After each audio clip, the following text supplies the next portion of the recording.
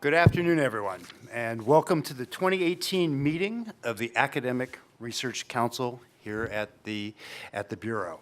I'm Tom Paul. I'm the Policy Associate Director for the Research, Markets, and Regulations Division here at the Bureau.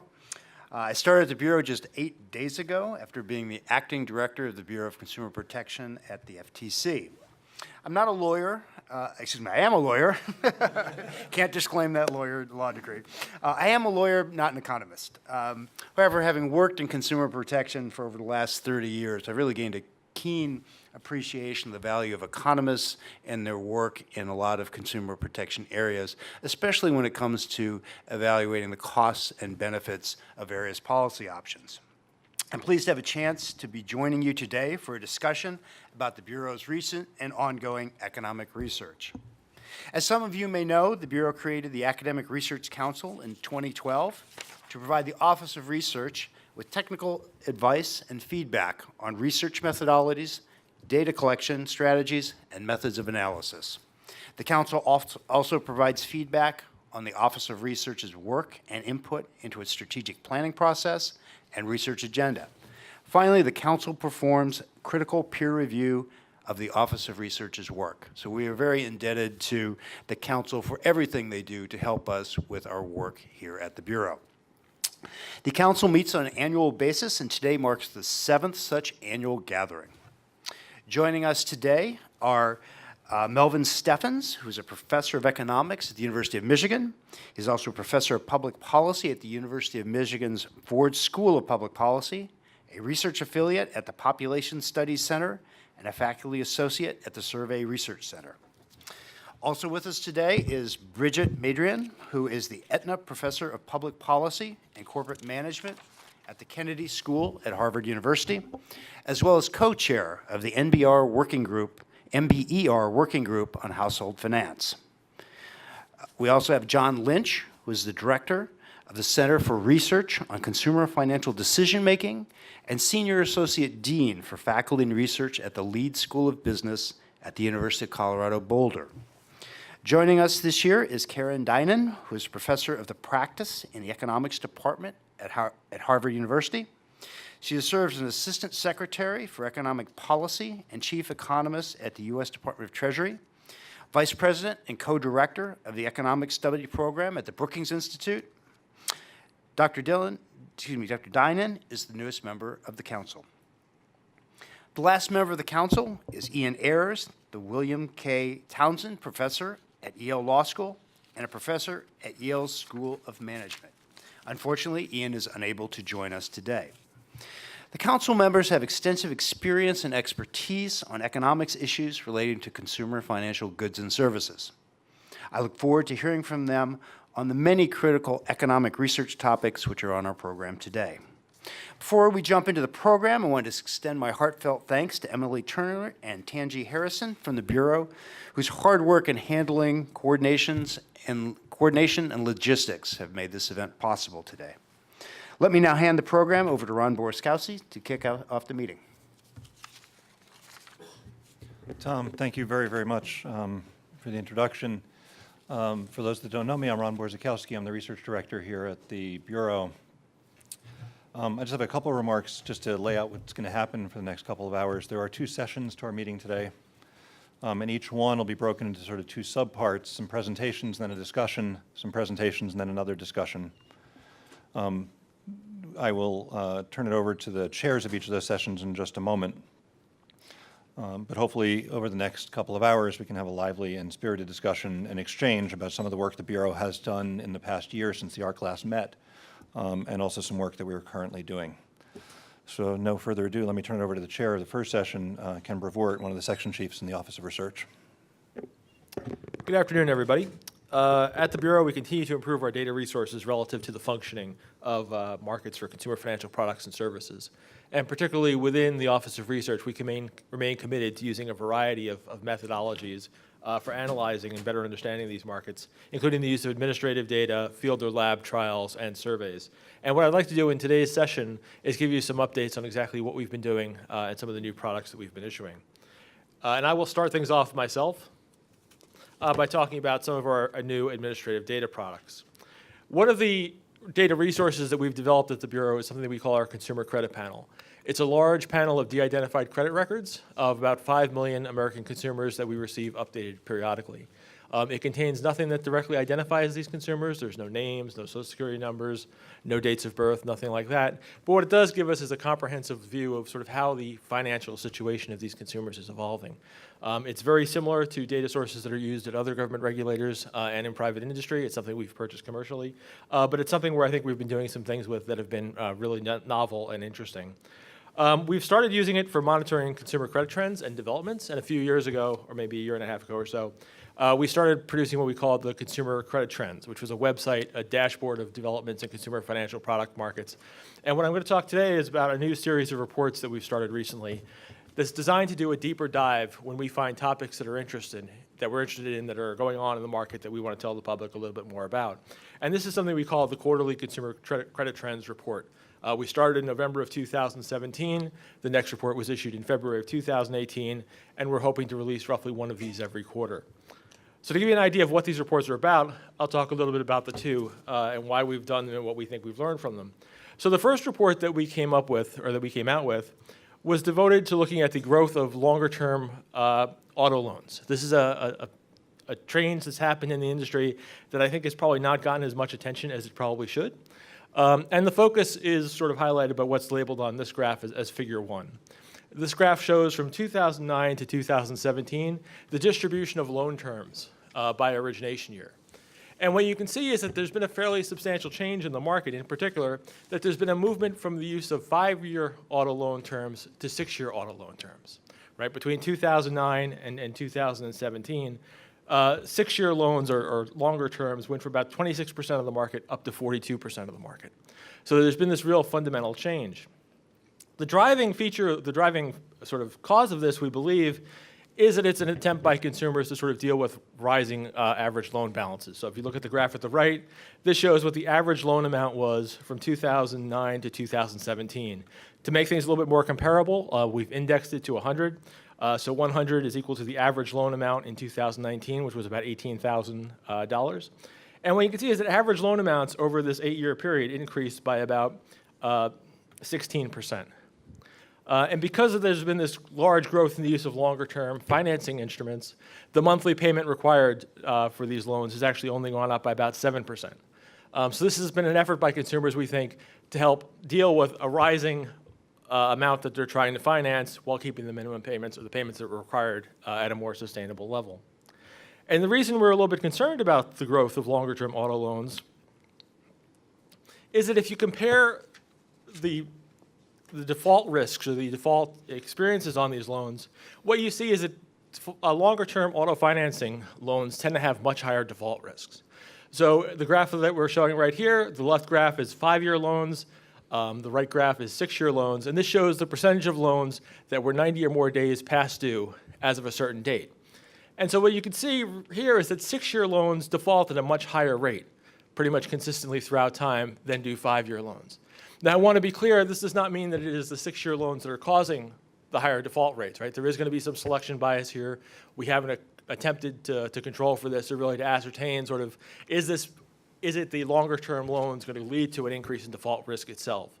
But this does sort of highlight this possibility that by seeing this movement to longer-term loans, we're putting consumers are putting themselves in a riskier position, right? They're dealing with loans that are going to be more expensive to finance, even though the monthly payment's going to be lower. The interest rates or the interest that they're going to wind up paying over the life of the loan will be higher. And if they choose to, say, try to trade their car in to buy a new one after a few years, their outstanding balance is going to be higher as well, which could cause them problems down the road. The second report that we issued in February 2018 had the rather uninformative title of Public Records. And what we were trying to look at here was a change that had occurred in the industry, something called the National Consumer Assistance Plan. This was a change that all 3 of the nationwide credit reporting companies engaged in after they reached a settlement with 30 states' attorneys general. And it was a change in the composition of credit records that occurred in July 1st of 2017. And it involved public records. Now, public records basically come in 3 varieties in terms of what you see in credit records. They can be bankruptcy filings, civil judgments, or tax liens. And this graph that we're showing now shows how many credit records of each of these different types we observed in our data in May, June, and July. And what you can see is that bankruptcies over these 3 months were basically the same thing. They're relatively constant. Civil judgments, which were the most common type of public records, totally disappeared in July.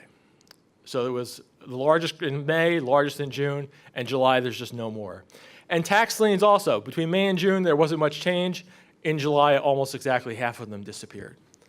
So what you see is that because of this NCAP program, there was a dramatic change in what the information contained in consumers' credit records.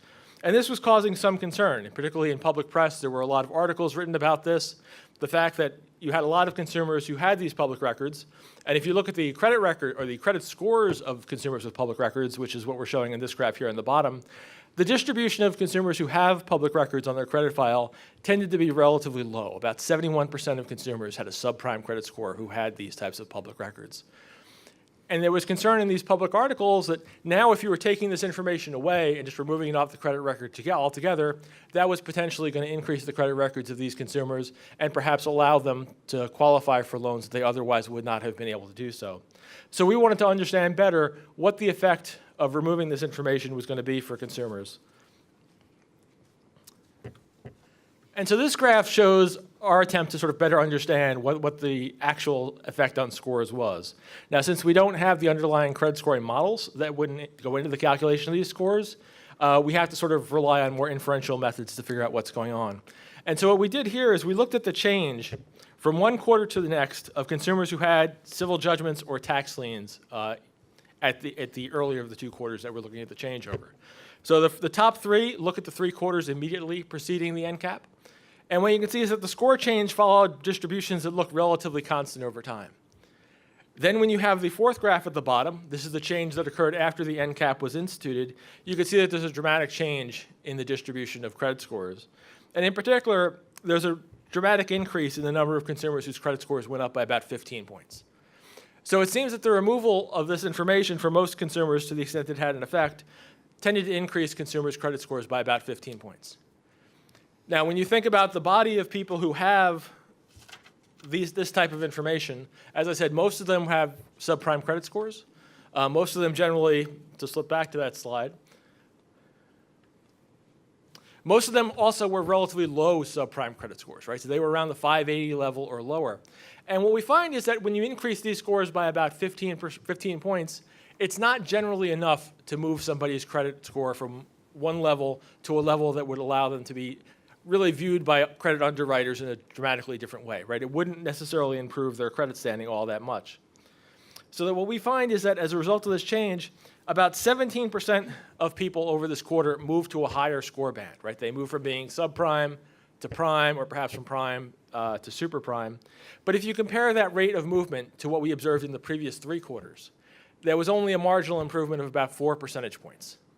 So in terms of the market as a whole, it seems that the NCAP had a relatively minor effect on consumers' credit scores. And this is sort of what we concluded as a result of the report.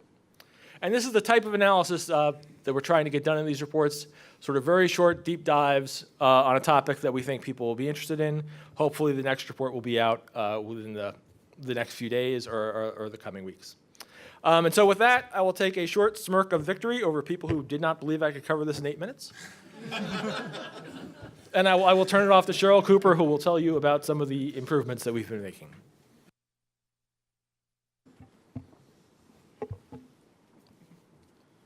Thanks so much, Ken. Fairness, Ken, I didn't believe they could be quiet for 8 minutes.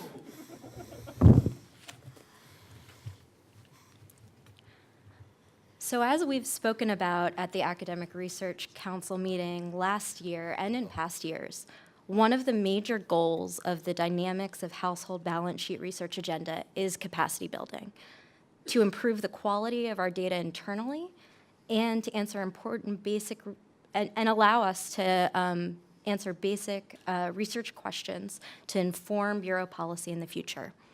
As Ken just mentioned, the Consumer Credit Panel, or CCP, is an important resource we use to understand many of the markets that the Bureau oversees.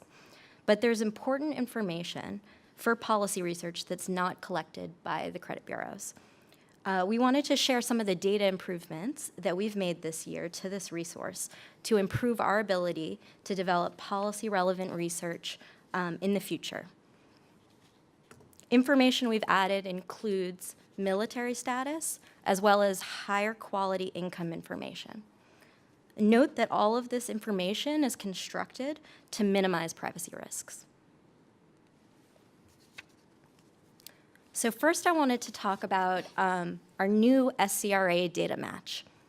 At the Bureau, Dodd-Frank statutorily mandates us to have an Office of Service Member Affairs, and this office is to support military families in consumer financial markets, and these families have unique challenges that they sometimes face.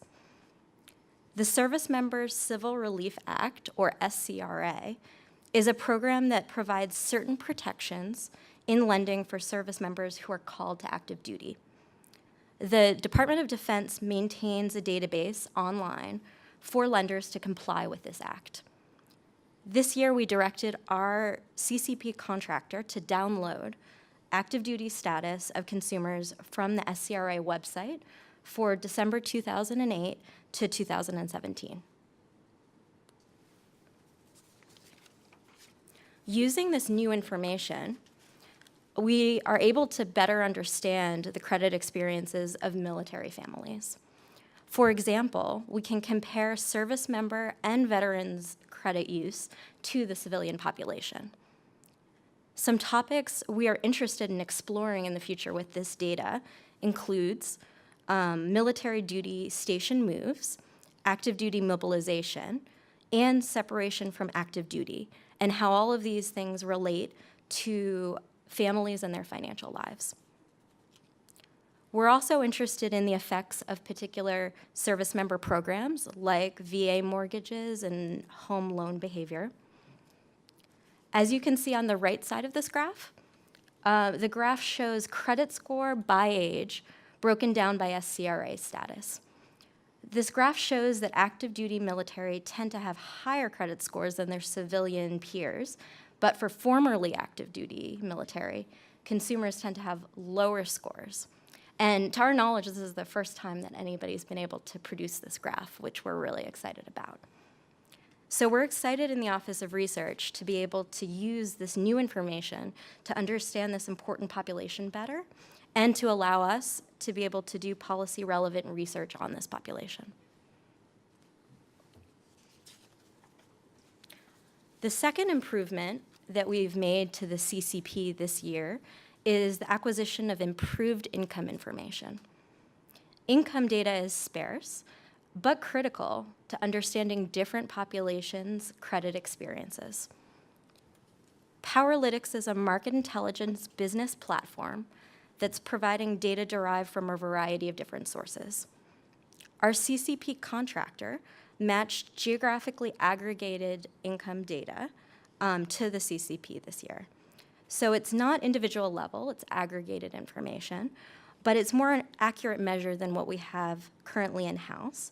And we've acquired this data historically as well to be able to pursue longitudinal studies in the future.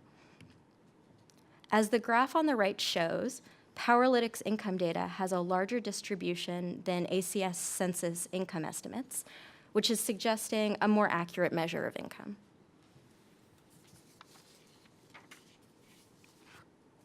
So the benefit of having this improved income estimate is that it allows the Office of Research to be able to improve its measures of, for example, debt-to-income ratios, or to evaluate more accurately things like income-driven repayment plans in the student lending market. This information also better allows us to measure retired households and households with children that are in the area. And this allows us to explore questions in the future, like how do these households' differences vary over region, and how do these differences relate to financial well-being and credit use? So this type of basic research can inform policymaking and other initiatives at the Bureau. Some of the limitations of this information is that this data is not at the individual level, which minimizes privacy risks, but means we cannot measure household shocks, which may be important to understand financial product use. This data is also at the annual level, so we're not seeing dynamic information, things like income volatility, that may be related to financial well-being and other credit outcomes. So to conclude, we're looking forward to ideas from the Academic Research Council on how we can improve, how we can use these improvements and others to support policy-relevant basic research at the Bureau. Thanks. Thank you, Cheryl. And now I will turn it over to Dustin Beckett, who's going to talk a little bit about the improvements and products we've been developing for field and lab trials. Thank you, Ken. Good afternoon. I am Dustin Beckett, an economist here at the Bureau. As Ken said, today I will update you on the Office of Research's capacity to conduct laboratory studies. About 5 years ago, the Bureau began building capacity for running laboratory studies. For the uninitiated, at the Bureau, a laboratory study or lab trial is a research methodology in which volunteers make choices in a controlled environment. Like other empirical methodologies, lab trials are part of a virtuous cycle which inform and are informed by our models of the economy and consumer decision-making. Lab studies in particular are prized for their ability to address precise research questions that would otherwise be difficult to address in the field or with observational data. The data collected in laboratory trials at the Bureau are all anonymized and stored without any direct identifying personal information. In the first phase of capacity building, one of our goals was to demonstrate that lab experimentation could be done well and cost efficiently at the Bureau. This guided our capacity building towards replicating as much as possible laboratory capacity as it is traditionally implemented in academic institutions. To this end, the Bureau contracted with a handful of local universities to allow Bureau staff to utilize their laboratories. The image you see is one of these laboratories. The key features of this laboratory are networked computers, privacy screens, which are down in the image but can be raised to provide privacy between computers, presentation capabilities such as televisions and whiteboards, and of course access to participants. Over the last couple of years, the Office of Research has had great success in both running studies on our own and in collaboration with our university contractors. In one study ran with Middlebury College, we examined the effect of product complexity on participants' abilities to make real stakes financial decisions, and found strong evidence that greater product complexity leads to participants to make worse decisions on average. Like this work with Middlebury College, at the Bureau, lab studies have thus far been used to inform our disclosure research agenda, which you will hear about later today.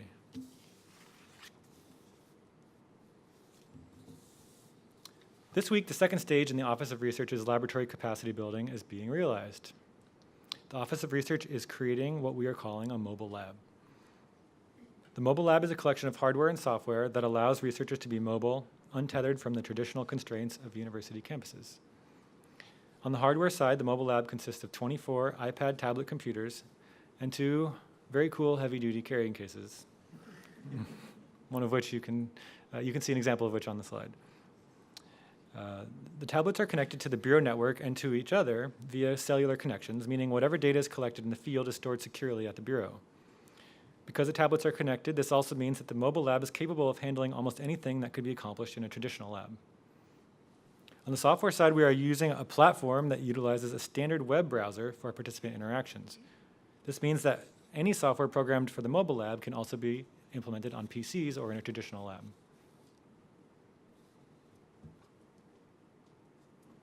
The first benefit of a mobile lab is naturally mobility. With the mobile lab, the Bureau now has the ability to interact with and learn about consumers where it is most convenient for them. In particular, we could now more easily study diverse and varied populations. For example, we could seek out older Americans, service members, or economically vulnerable populations, all populations the Bureau is statutorily mandated to serve. In addition to the extent the mobile lab increases the Bureau's ability to conduct research in-house, the mobile lab has the potential to significantly reduce the cost of conducting lab studies at the Bureau. I hope you agree these are exciting developments for the Office of Research, and I look forward to your comments and questions. All right, thank you, Dustin. With that, as sort of a reward for remaining quiet longer than David thought you could, we will throw it over to discussion.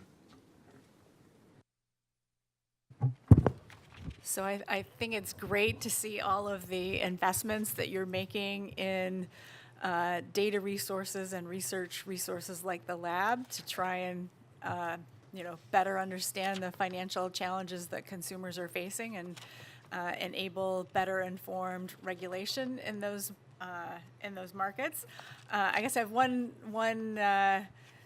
question for Dustin. It seems like some of the experiments that you might be running to field test disclosure policy or consumer decision making, either in a standing lab or a mobile lab, that not only can you write reports that people can learn from, but the methodology and the computer technology, like the code, is something that maybe you could have be a public good, and researchers at other institutions, say schools and universities, could use it in the classroom.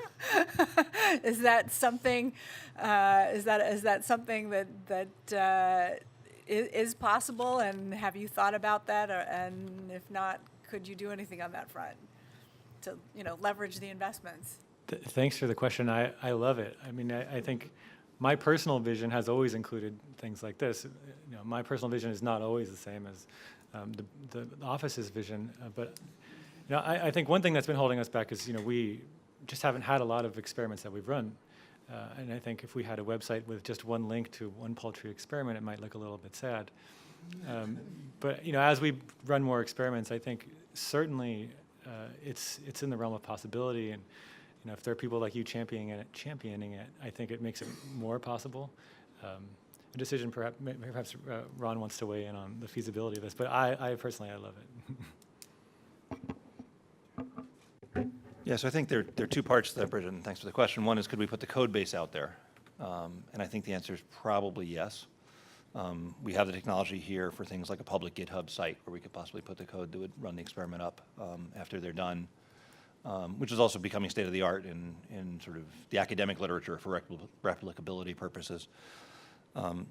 The other question is whether we could actually put the raw underlying data up there, for example, for others to look at or to protect and ask different questions of the same data that we hadn't thought of. And I think there are possibilities there as well. The Bureau has actually recently established something called the Disclosure Review Group, I'm forgetting the R, so that were we to be able to make data public, we would do it in an anonymized, privacy-protected way. And once we overcome those procedures, we'll be able to do it.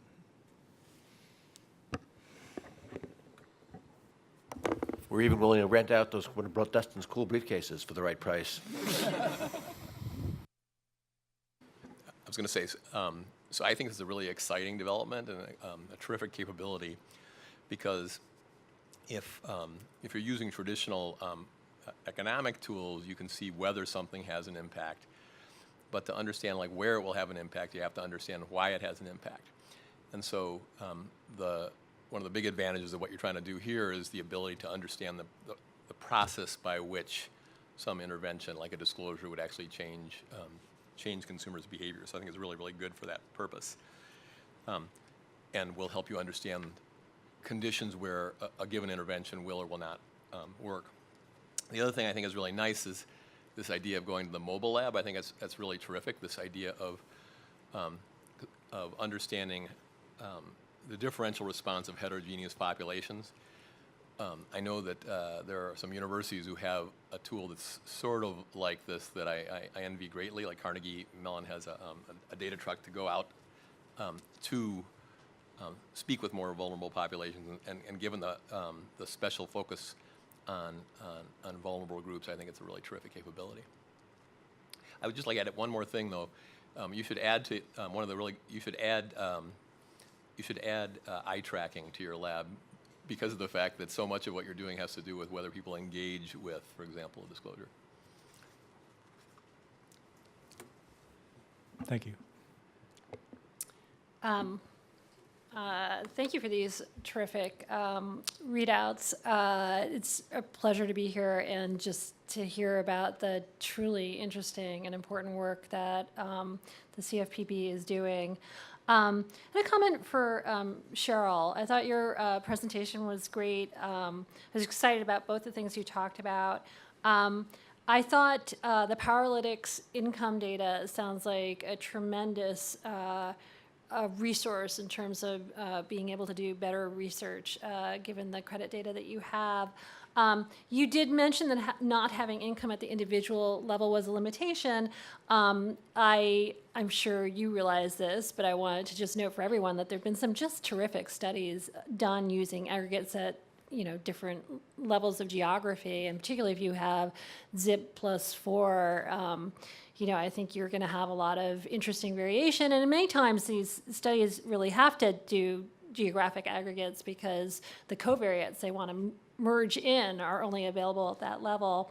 So I wanted to mention that comment and also just ask a question, which is, do you think you'll be able to put some of the geographic aggregates out, or more of them out there publicly someday down the road? Because I can imagine that there are a lot of researchers who would be interested in these data and could help the Bureau with its mission if they had access to this sort of data. Thanks so much for your comment. So I guess the data by itself is obviously proprietary, but I think in general, we totally agree with you, and this is something sort of what Ron was just saying before, where we want to ideally be trying to make a lot of these things public goods so other researchers can use them. Within the agency, we've been working on sort of privacy protections and other concerns in terms of being able to put out data publicly. But I think those are things we're starting to work through. So that's definitely something that we're really interested in exploring in the future. And it's also, just to tack on a little bit, it's also something we've tried to do whenever we've had the ability to do so. So with a lot of these administrative data sets, it's difficult because we're buying them from somebody, and so it's proprietary. But for example, we did an analysis using some of our proprietary data about the number of people who didn't have credit records, the so-called credit invisibles, and what the distribution of that is across the country. And we've been able to make maps available to some local governments to show them sort of this is what your community looks like. And we're trying to expand those resources on an ongoing basis to make it public so researchers can have access to sort of where these pockets of credit and visibility are, and hopefully that will better inform debate.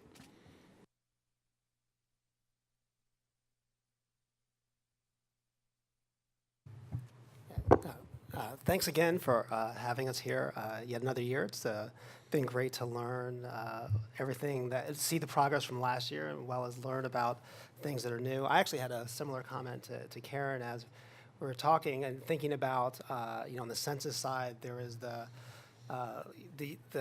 collection of unemployment insurance information to understand what's happening at the individual level and the firm level, and then they have been producing these area aggregates that have, gained much more insight into the dynamics of firms and firm turnover that we can learn a lot about. And I think being able to match that to what's happening with credit at a local level would be something that'd be really helpful for people to know. So I was just seconding. I know that there's a difference because there they have the universe and here you have a sample. So to be able to get the rich detail at a very small level, it would be challenging. But thinking about, the trade-off between what is proprietary and what you are able to make public, and you're obviously publishing a lot of trends. I mean, it would be great to keep pushing on that side of things. Has Census, I guess, or the UI records made county-level aggregates available or things like that? Because that's something we haven't, to be honest, brought in-house and tied to our records. And if it's the county level, it's something we could easily do. I'm fairly certain they have been doing this for a little while now. I forget the name of the exact series. Something about local indicators. I'm forgetting the exact title of that series. But if you aggregate it up to the number of counties with the number of people you have, I'm sure you'd be able to get, pretty good estimates at that level.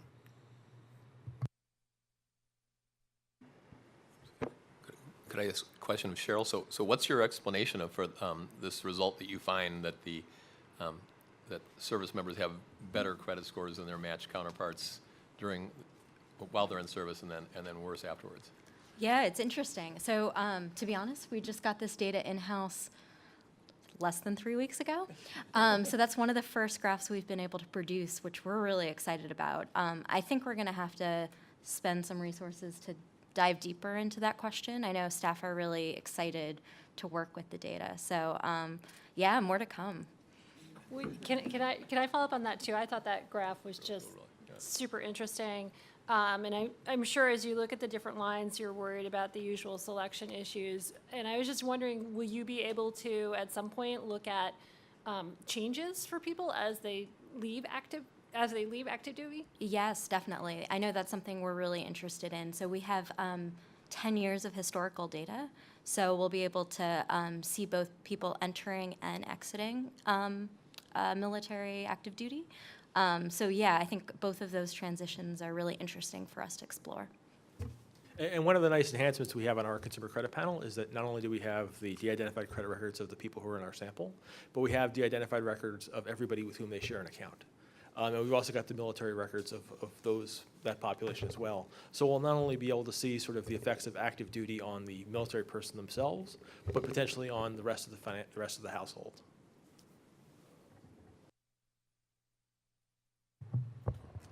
This isn't something that you talked about, but given how big those differences are, 100-point difference in the credit score for being in the military versus not, it makes me wonder how many other things are out there in the world that are having similarly large effects. And, you're able to merge the CCP data with this data on who's in the military. I'm wondering what other potential data sources you could leverage in a similar way. So for example, could you get from FEMA, everyone who was impacted by the hurricanes in Houston last year, and figure out which ones had insurance and which ones didn't, and see what happens with their, what's the impact of a natural disaster on credit scores, and how does that play out over time? I can see lots of potential here, and I'm assuming you're just scratching the surface, and next year we'll hear more new and exciting things. But I think you have all the ingredients to help us really understand what are the circumstances that lead to household distress, and how does household credit respond to difficult situations. So we agree, and you share our instinct, which is more data, more questions, more interesting results. These, I think, I just want to be clear, and affect or largely, these are most likely selection effects of all kinds of sorts, and I should at least note, because the data are so new, we reserve the right to revise and extend and shrink that a lot if we realize we tabulated it incorrectly. But we thought it was worth just, we were quite excited about this data largely because of the statutory mission of the Bureau, and a lot of the consumer financial issues about military personnel, both on the basic research side, but on the policy side, the costs and benefits of particular interventions. This was a very natural place to start, and I think one place we'll mine very deeply. We have started looking at least at the geographic level at some of the issues from natural disasters, but not at the individual level that you had described. But I think in general, in terms of sort of what you were encouraging us to do, I think within the dynamics of household balance sheet research agenda, one of the things that the office is really committed to is making sure we're dedicating time and staff energy to be able to explore these types of matches or other types of data improvements that we can make to be able to study these types of questions better, so that we can understand the markets that we regulate better. A general comment for Ken, these quarterly consumer credit trends documents are great. I read them both on the plane coming down yesterday, and I made a note to myself that I had to go back and find the earlier ones you'd done because these were both super interesting. So I'm a little disappointed to hear that this is a new series, but that also makes me excited about what's to come. But I was just wondering if you could talk a little bit about the process by which you're kind of figuring out what topics to pursue. So that's sort of still in development in terms of who's going to be identified to write these and what they want to write about. So by and large, I think what we're trying to find are topics that are sort of in the news or everyone is thinking about or you start to hear rumors about, right? So the article that we wrote about the growth in longer-term financing loans, I think really came out of a lot of the chatter that we were hearing in industry that this was going on, that you had consumers who were taking out these longer-term auto loans. They perhaps were had larger balances when they tried to refinance the car, and they were rolling over some of these balances, right, from one loan to another. And in sort of an environment where you've got interest rates that are going down, that's sort of, you can do that, right? You can roll over balances from one loan to another without increasing your monthly payment that much. But if you start to move into an environment where things start to go up a little bit and interest rates are higher, the music sort of stops and everyone needs to grab a chair, and that's when things can really go wrong. So I think that one we started writing largely because we were concerned that this was happening and we sort of wanted to alert the world, because I didn't think there were as many people sort of in the policy community space thinking about what the implications of this longer term financing instrument was. The NCAP program was a little bit easier, right? There were lots of newspaper articles written about this saying that it was going to have all sorts of bad effects. There was one op-ed written by a researcher who likened this to the use of no-income loans during the housing crisis, that this was fundamentally going to lead to the second financial crisis that we were seeing, because it was going to allow a lot of people who really shouldn't have qualified for loans to qualify because their credit scores had been so sufficiently improved that it was going to cause us. And so even though we'd heard from industry that they didn't think this was going to be a very big event, we wanted to take our own independent look and make sure we understood what the effect of this was going to be on the market. And in this case, it really seems like it's going to be a minor sort of event. So a lot of it is driven by sort of what we're thinking about at the moment and what we're hearing. Any suggestions, Karen, as to things we should be thinking about? I'd have to think more and get back to you on that. I mean, I think I know you're already doing a ton of work around student loans, but I think that's a pressing issue, and I know you all have resources that other researchers don't have, but I'll let you know.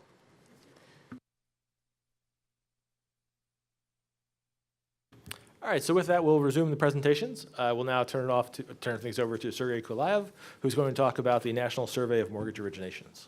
Thank you, Ken. I guess National Survey of Mortgage Originations doesn't need that much of an introduction in this room, but I'll say a couple of words for completeness sake. Every quarter, about 6,000 of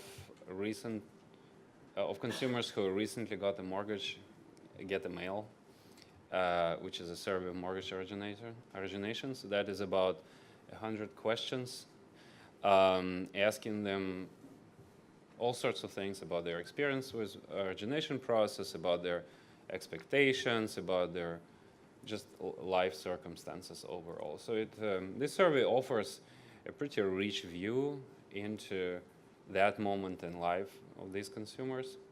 We have a response rate of about 30%. So for 1 year, you get about 4,000 or 5,000 or 6,000 responses. There are two primary advantages of this survey. One is that it is representative of recent mortgagees and overall, therefore, of people who have a mortgage that they took not too long ago.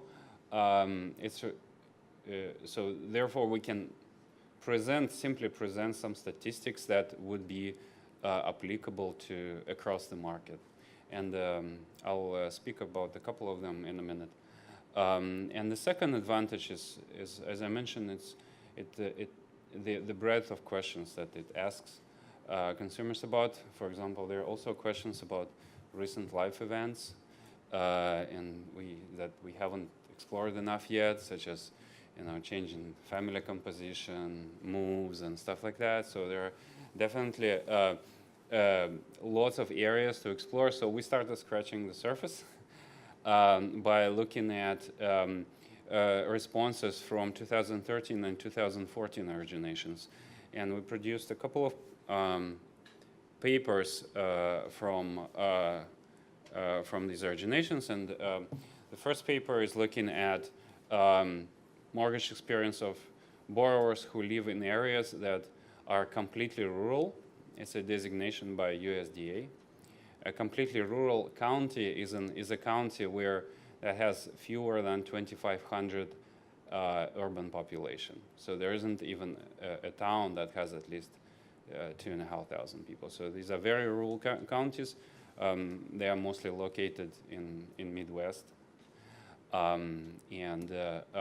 So far there has been really not enough evidence on experience of rural borrowers simply because there's just no data about that part of the market.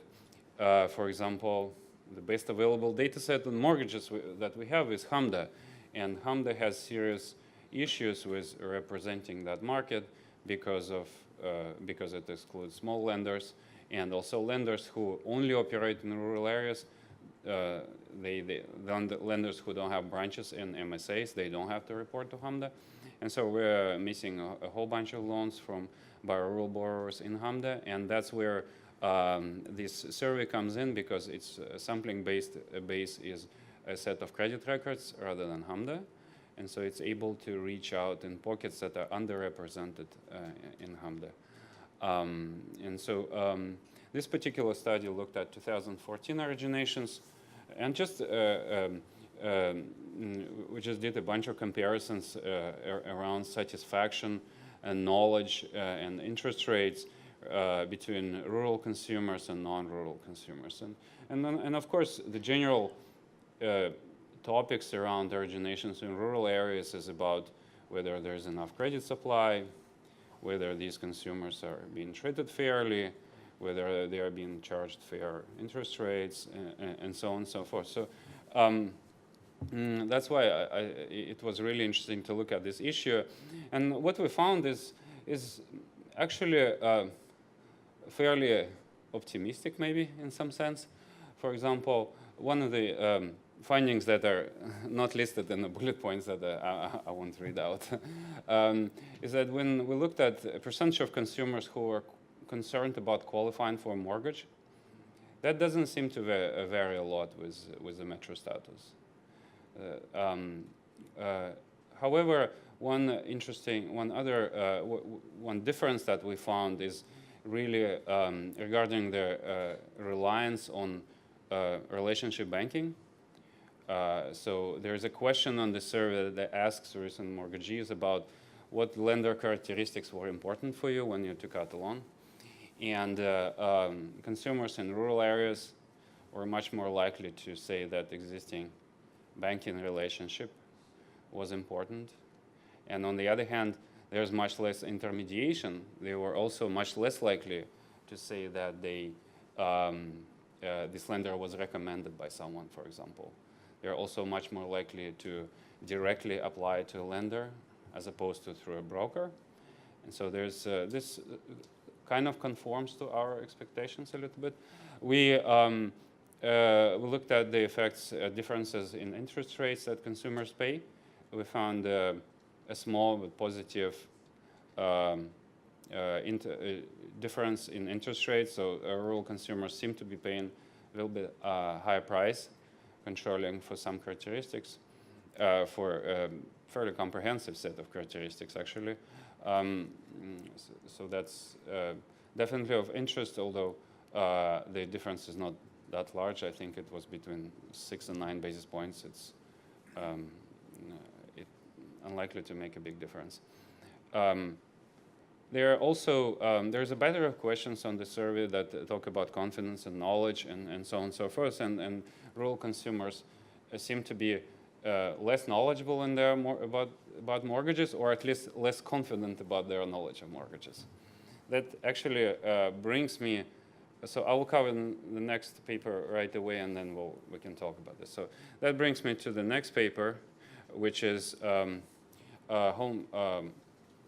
which focuses on first-time home buyers who received pre-purchase counseling, and comparing outcomes of these home buyers and basically their reports on the survey to similar first-time home buyers who did not receive counseling.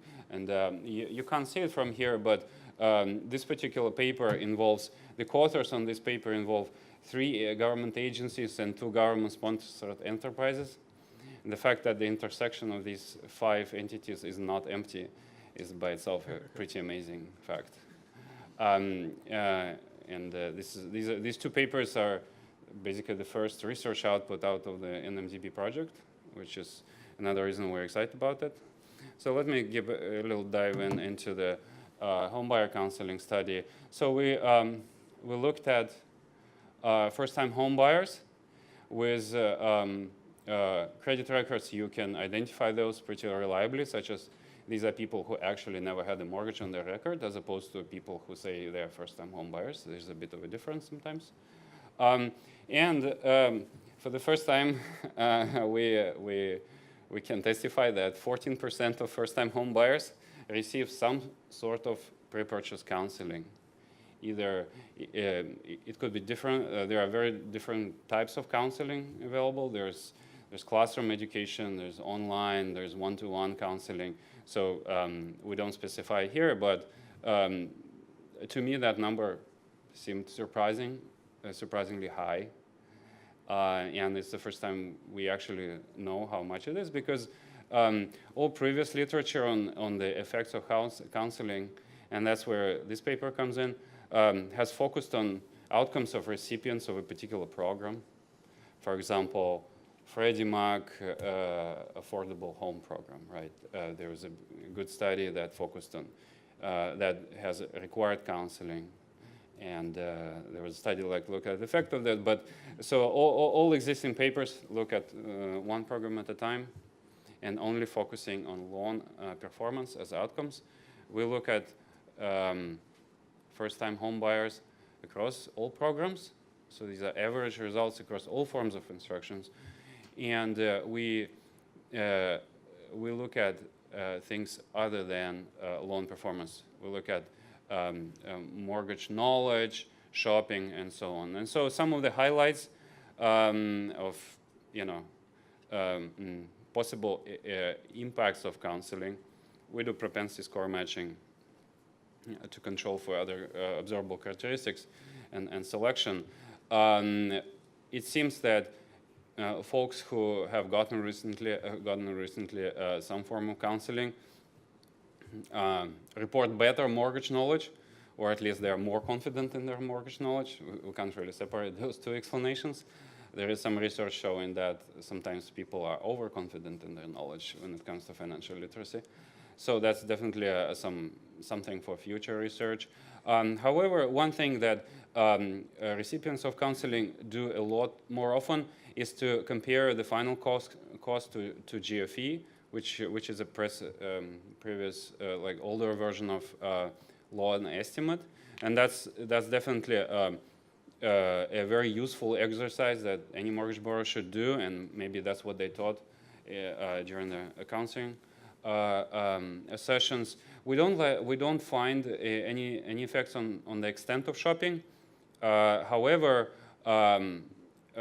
folks who took out counseling seem to put less emphasis on lender characteristics, and particularly recommendation.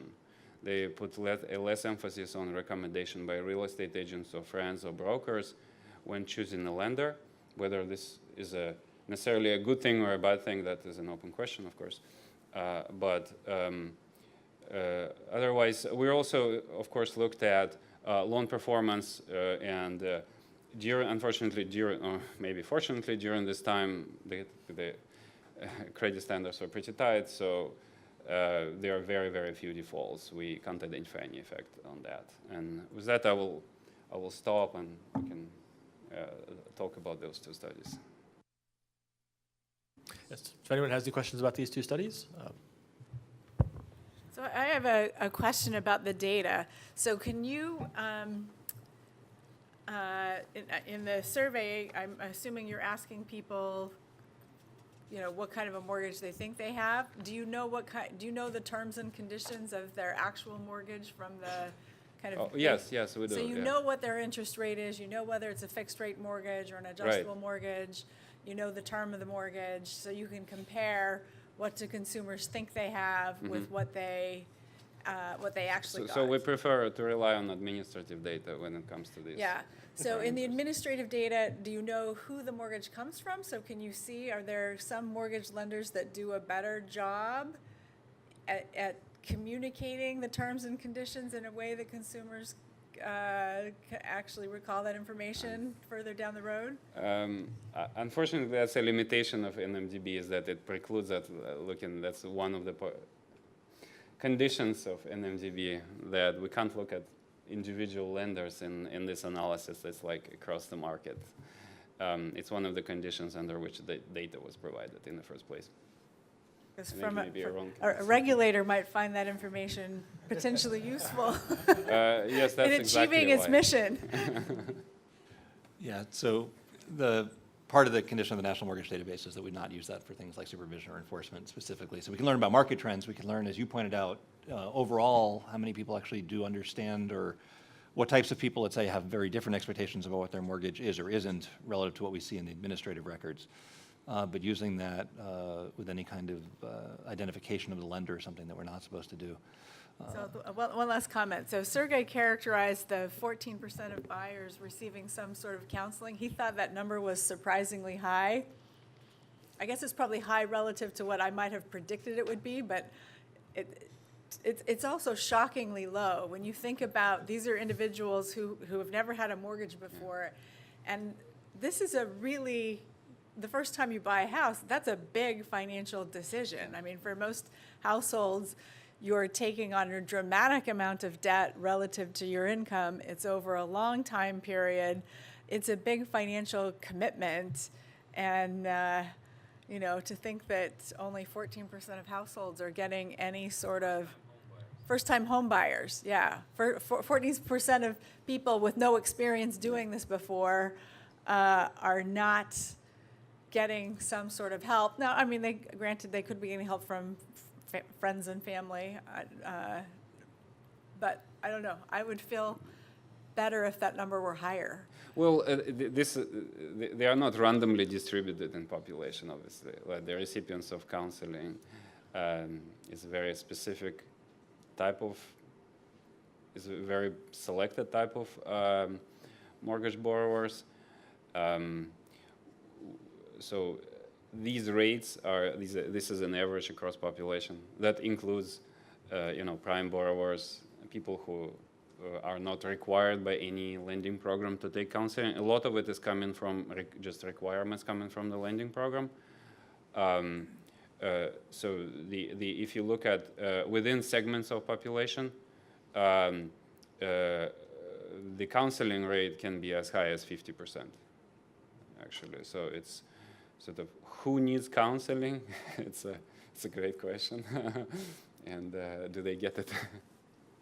So one of the interesting things here, I think it's part of the theme of what we're talking about this morning, is that the National Survey of Mortgage Originations, because it's tied to the administrative record, the authors are able to control for observable covariates pretty richly, right? So that's propensity score matching, coarse and enhanced matching, push as far as you can. Of course, it's still not a random selection into those.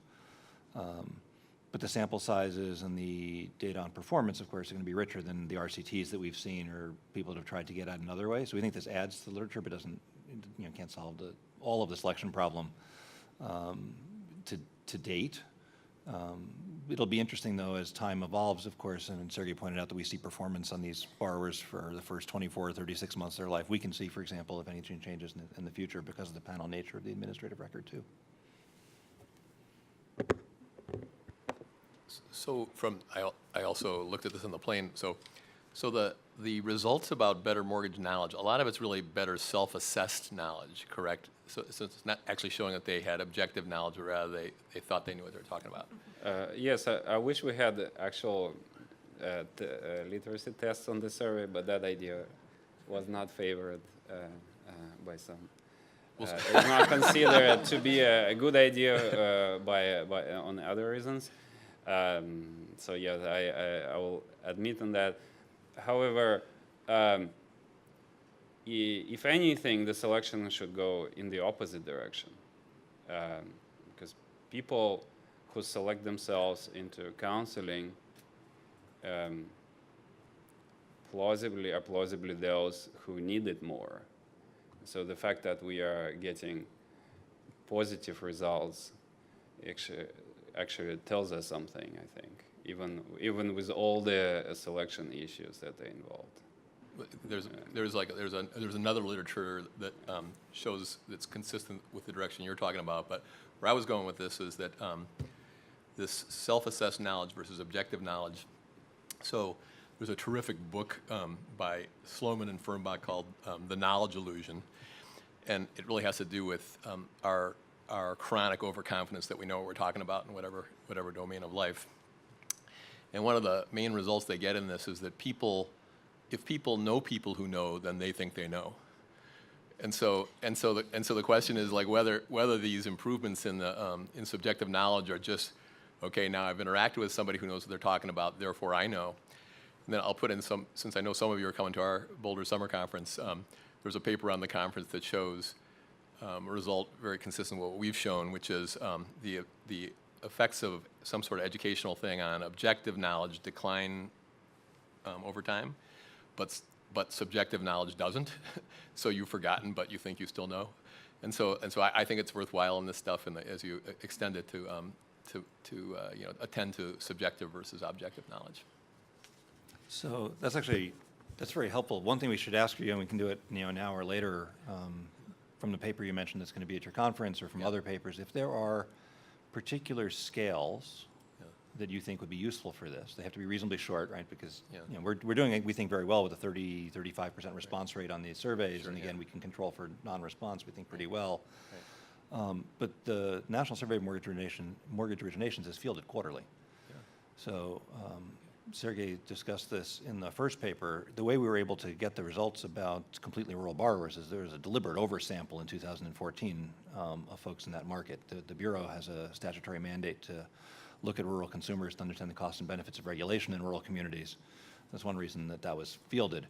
So we can do the same thing. We could either, if there are particular subpopulations you think we should oversample on this set of questions, subjective versus objective knowledge, or there are particular scales that we can add, that is something that with enough planning and lead time we can do, because we're in the field every 13 or 14 weeks.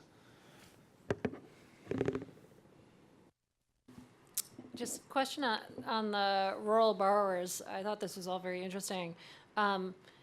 Can you look at refis versus originations for newly purchased homes? And I was curious as to whether the rural borrowers are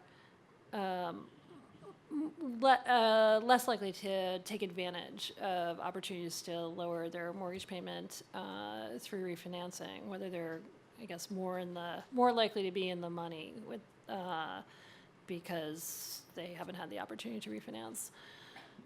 Yeah, I think we could do that. We have separate set of analysis split up by purchase and refi, but your question is different, and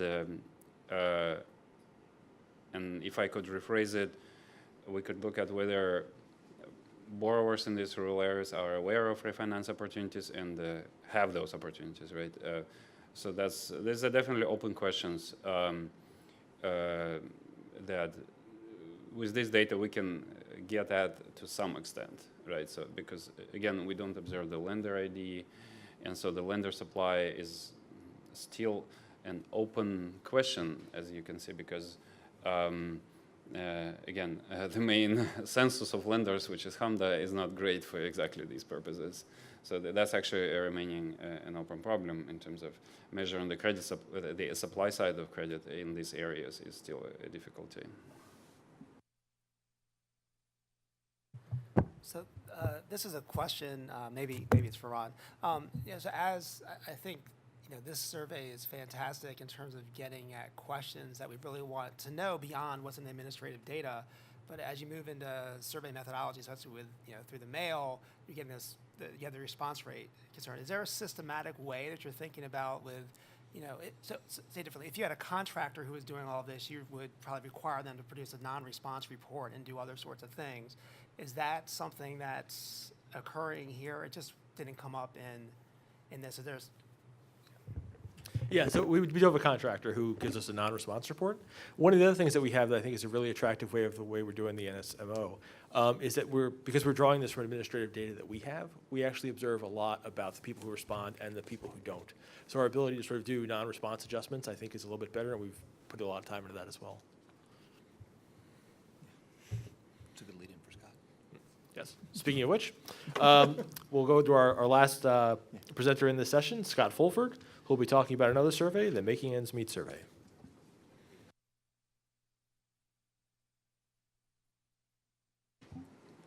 Thank you.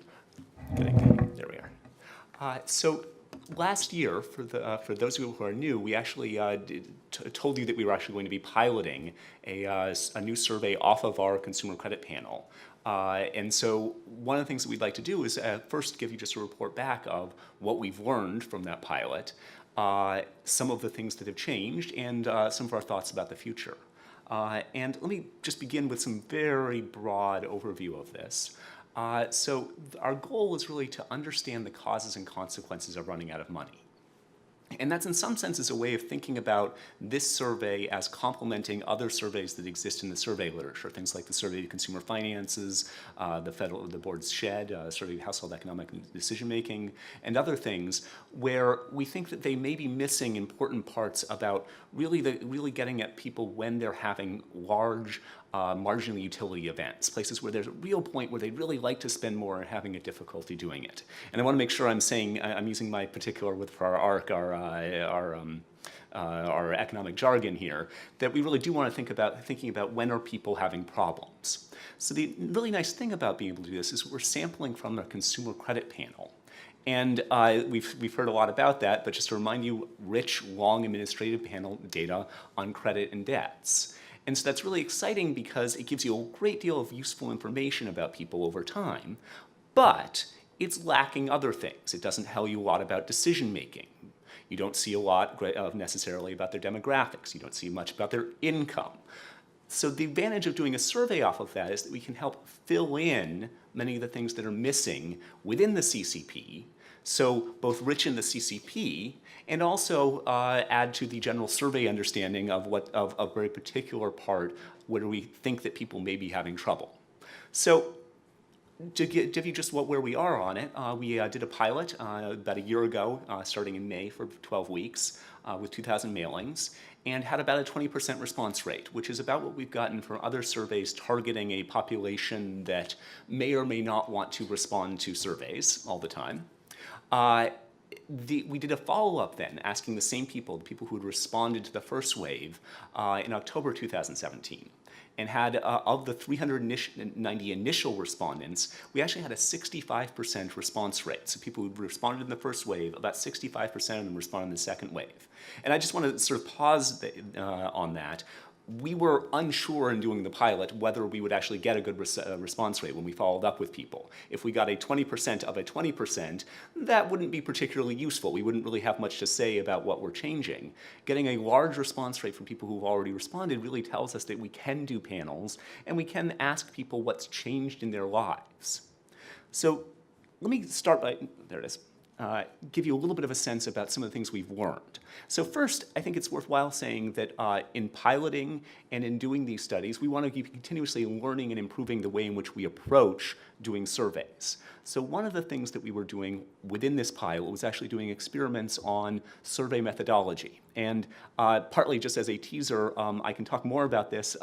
Brian Bucks and I, who will be sharing the next section, have a paper which will be, has a poster in tomorrow's session if you want to learn more about it.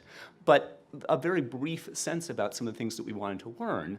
One of the big questions in particularly mail survey methodology, and I'm not sure, I have definitely gotten surveys like this in the mail from other government agencies, is how do you get people to answer your survey? And one of the things that one might want to do is encourage people to take it online.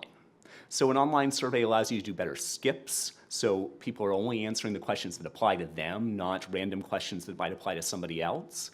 It also allows it to be a little bit more flexible for them. So we actually tried to push people to try to take it online. So we sent about half of our sample, just a paper survey, and an invitation to take it online, and the other half just an invitation to take it online with a secure link that they could use. And what we found is that people really like their paper survey. So over the first 5 weeks, at week 5, we sent everybody who hadn't responded a new paper survey. The response rates were much, much lower. So that's the bottom green line on the graph. That the people who only got an online survey were much less likely to respond. That somehow just having that paper thing sitting on your kitchen table seemed to make a big difference. once we sent everybody a paper survey, it caught back up.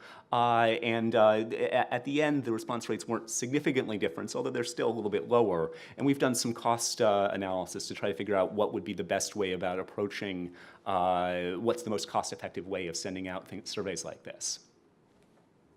So part of the fun of having a pilot is we can now tell you some of the fun results. And I want to just caveat these at the very beginning. These are pilots. While we have weighted these to be nationally representative, they are still, it's a pilot with large standard errors and questions about it may or may not be representative of the full population. That's part of what doing a pilot is. So we found that 1/3 of all respondents report that they were unable to pay for either an infrequent major expense or a normal household expense in the last 12 months. So 1/3 of people told us they couldn't pay for an expense in the past 12 months. What that means may be different for different people, and I'll show you a little bit about what people report doing, and really will suggest that people think of running out of money in different ways. As you might expect, running out of money is a lot more common for people who have low credit scores. So nearly 40% of people with a low credit score or below 650 ran out of money, versus about 15% for people with higher credit scores. For most people who ran out of money, it was because of some unexpected expense. That when they say they ran out of money, it was largely because something unexpected happened. And to give you just a sense, infrequent major expenses and normal household expenses are very highly correlated. One of the things that we found is that asking about these separately the people who answer one are very likely to say, yes, I also ran out of, if I ran out of a large, couldn't pay for a normal household expense, I also probably couldn't pay for a major, infrequent major expense. And so as we're thinking about moving forward, we are putting somewhat less emphasis on that distinction because it doesn't seem to be important in the way people think about running out of money. So what do people do when they run out of money? Well, how people deal with it actually depends a great deal on their credit scores. So the graphs show how people with high credit scores and low credit scores report running out of what they did when they ran out of money. It's from the options are from many different options, and you can select more than one. So the sum of all of the options does not actually have to add up to 100. You can do multiple things when you ran out of money. So people who have a high credit score when they run out of money mostly took money from savings or used a credit card. Notice an important part of there is that they may have negotiated a lower or delayed payment. So somehow negotiating over what you're paying is an important part, even for people who have high credit scores. People with low credit scores respond very differently. The first option is actually to work overtime. And there were several other options that didn't quite make the top 4 that were also about acquiring additional income in one way or another. And so taken together, that actually was the most common way of dealing with it, of dealing with running out of money, was to actually acquire in some way additional income. But borrowing from friends and family was also very important for those who had a low credit score. So one of the things that having had a successful panel, we wanted to show you at least a little bit about what we learned from the panel. And I think Cheryl mentioned earlier, we've actually only, in a similar data set, or a different data set, we've actually only had these data for about a month now. And so we haven't actually had a lot of chance to think about all of the many things that one can ask about a panel. But we want to sort of highlight 2 results that I think are important, and that highlight why it's both useful to go back and ask people, and that you couldn't learn unless you'd ask people a second time about something. So the first is, it turns out that running out of money is persistent. So of the people who reported that they were having trouble paying for normal household expenses in May, 74% reported that they'd also had trouble in the next 6 months. So when we went back to ask them, they were very likely to have trouble running out of money in the next 6 months. Moreover, if you report that you're running out of money, you're very likely to report that the most recent episode was within the last 1 to 2 months. So what that also tells us is that if you think about running out of money, people who are running out of money are doing so very frequently. That 63% of them have done so in the last 2 months, and to the extent which you can kind of pull that out, that says that for people who run out of money, about 63% are running out every 1 to 2 months. To the extent that the cross-section actually tells you that. Going forward? Oh, okay. So I want to highlight a little bit about some of the limits of this is a pilot sample that we are, that it has small samples. So you might have noticed I didn't put standard errors on there. There was some intentionality about that. It has limited statistical significance and precision. Things like a larger sample would allow us to do important comparison of more groups. For example, Sergey was talking about rural populations. We don't really have the ability to, with the sample we have, to talk about whether people who in rural areas are different.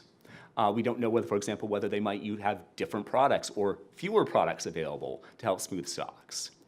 And the advantage of the CCP, combining this kind of survey data with the CCP, is it gives us a sense about how people are using products that are not in the CCP and how those might impact them going forward. So there are non-traditional credit sources that may be very important for people and for their financial fragility, and the extent which we can measure the impact of using those and what happens for people who are using those.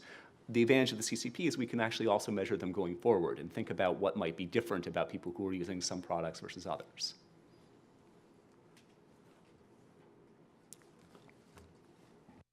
All right, with that, we'd welcome any comments, questions, or anything else. I had kind of a specific question on your results. When I look at the high credit score versus the low credit score, I was struck by how much shorter the bars are in terms of what they did. No, the next one. Yeah, exactly. If you look at the fact that the scales are different on the side-by-side graphs, then you see the numbers are just so much lower considering they're your top 4 categories. So what's going on there? Is it just, do you interpret that as like they just generally have fewer options, or they're just, I don't know, not doing the thing that they wanted to do? I mean, what is going on there? Great question. My apologies. I wanted to keep myself on time and have done so successfully, apparently. So I think there's several different answers to that, and I want to. So the first is that I think one of the things that we found, and this is something that we have both struggled with, but is also the struggle of any financial survey, is that people have very different options available to them, and you want to be able to capture the experience of people who are using have very different things available, and what's available is going to be very different for different people. And so the idea of sort of how to capture the lived experience of somebody in a way that's meaningful for them is difficult. One of the things I think we found is that people with low credit scores just do more different things. That sort of what a person with a low credit score means may be very different for many people. To misquote Anna Karenina, happy families are often alike. That somebody with a high credit score has a part of having a high credit score is access to credit, and so there are advantages. The second one there is actually after savings, people use their credit cards. And when you don't have those two things available, what next your option is, in some senses, one of the things that we wanted to think about is when you have a high marginal utility event, what's the interest, sort of the equivalent interest rate on your next best option, and sort of what's the mapping of going from, so the way I like to put it is borrowing from your brother-in-law has a pretty high implicit interest rate, that he's gonna, even if he's not charging you interest, he's gonna bring it up every Thanksgiving for the next 20 years, and that's worth staying away. That may be less costly than working overtime, for example. So, in the earlier discussion about the income data that's being merged to the CCP, one of the disadvantages is you don't have individual level income and you don't have any sense of the volatility of income. And I don't have the complete list of questions here in front of me, but one of the things I liked, or at least think I remembered liking, now John's got me second guessing after maybe I'm being overconfident, is that you do have some questions to try and get at how much of this is being driven by income volatility as opposed to by expenditure volatility. And I guess a third category would be just poor management skills, either in the face of volatility or not in the face of volatility. so I think that's a lever that would be worth pressing on. And, you're doing this in the context of the survey, in the context of the CCP, that's the data source you're drawing from. But I could imagine that this type of a survey would be an interesting and useful template for other entities to merge onto other data sources where they have even better data on things like income and spending volatility. So once again, kudos to you for developing an interesting survey and exploit it to the extent you can with the data resources you have in-house, but go out and evangelize and try and get other data people who have other data that maybe you don't have to try and do something similar. And then this is more of a, how to think about things going forward, ties back to, Karen's question, the big difference, and the point you made, the big difference between the high credit score and the low credit score is the high credit score individuals have savings and they also have credit. And the CCP gives you really good data on credit. It doesn't give you any data on savings. And in terms of thinking about, what's the role of public policy in helping these sorts of households, I think it's worth thinking both on the credit side and on the savings side. And just, as a more general matter, CFPB has lots of great data on credit, and the world in general has lots of great data on credit. And what we know about the savings side of the household balance sheet is much more limited. And so I don't know whether that's something that CFPB could invest resources in going forward. Yeah, so thanks. So your question sort of validates sort of some of what we've done, right? So we have the CCP. It has the sampling problems that it may have, which is you see people that have credit records. Some of them are unscored, but the purely invisible we can't survey. But yet I think you see some pretty interesting results here. And then we've managed to ask, we can ask income means, we can ask income volatility questions. What I'm curious about is relative to some other data sources that are out there, in particular, there's certain folks, I'm thinking about the JP Chase Institute, for example, that has consumption data and can actually look at consumption volatility. That's something we don't have. Nothing in here tells us what people are purchasing or the like. How comfortable would you be, I mean, this is a question either for you, Bridget, having seen that literature, John, when you ask people about stuff, of using survey instruments to try to get at either consumption changes or effectively utility changes, subjective measures of people's utility change, because in the end, that's what you'd like to measure, right? So if you're thinking about access to credit, I live in a credit-rich environment, somebody equally, that looks just like me in every dimension lives in a, let's say, credit sparser environment. Can we say something about the utility differences in a dynamic sense, or would you just discount that if we tried to get at that through these questions? I think so. I think there is no perfect source of data, and what you hope is that you can triangulate on these issues from different directions using different sources of data that all have their problems. So the survey data alone allows you to ask questions about both the income volatility and the expenditure volatility, and you can ask some questions about savings and credit. You're not going to get as detailed data as you would get with administrative data, either in terms of responses, the length of the responses, and you've got the accuracy issues. But if you can take this survey, it's linked to the CCP, and that gives you a good sense of what's going on the credit side of the balance sheet and how households respond to the survey. And then say you could get JP Chase or Mint to do something like this with some of their consumers, and then you get the more information on the income and the consumption side, and then you come at it from two different directions. Then they both have problems. They're both missing important pieces of information, but I think you put them together and the whole is more than the sum of the parts. So in that list, we don't see payday loans. So So I assume it's just low frequency in here? Yes, so payday loans are not particularly frequent in the population.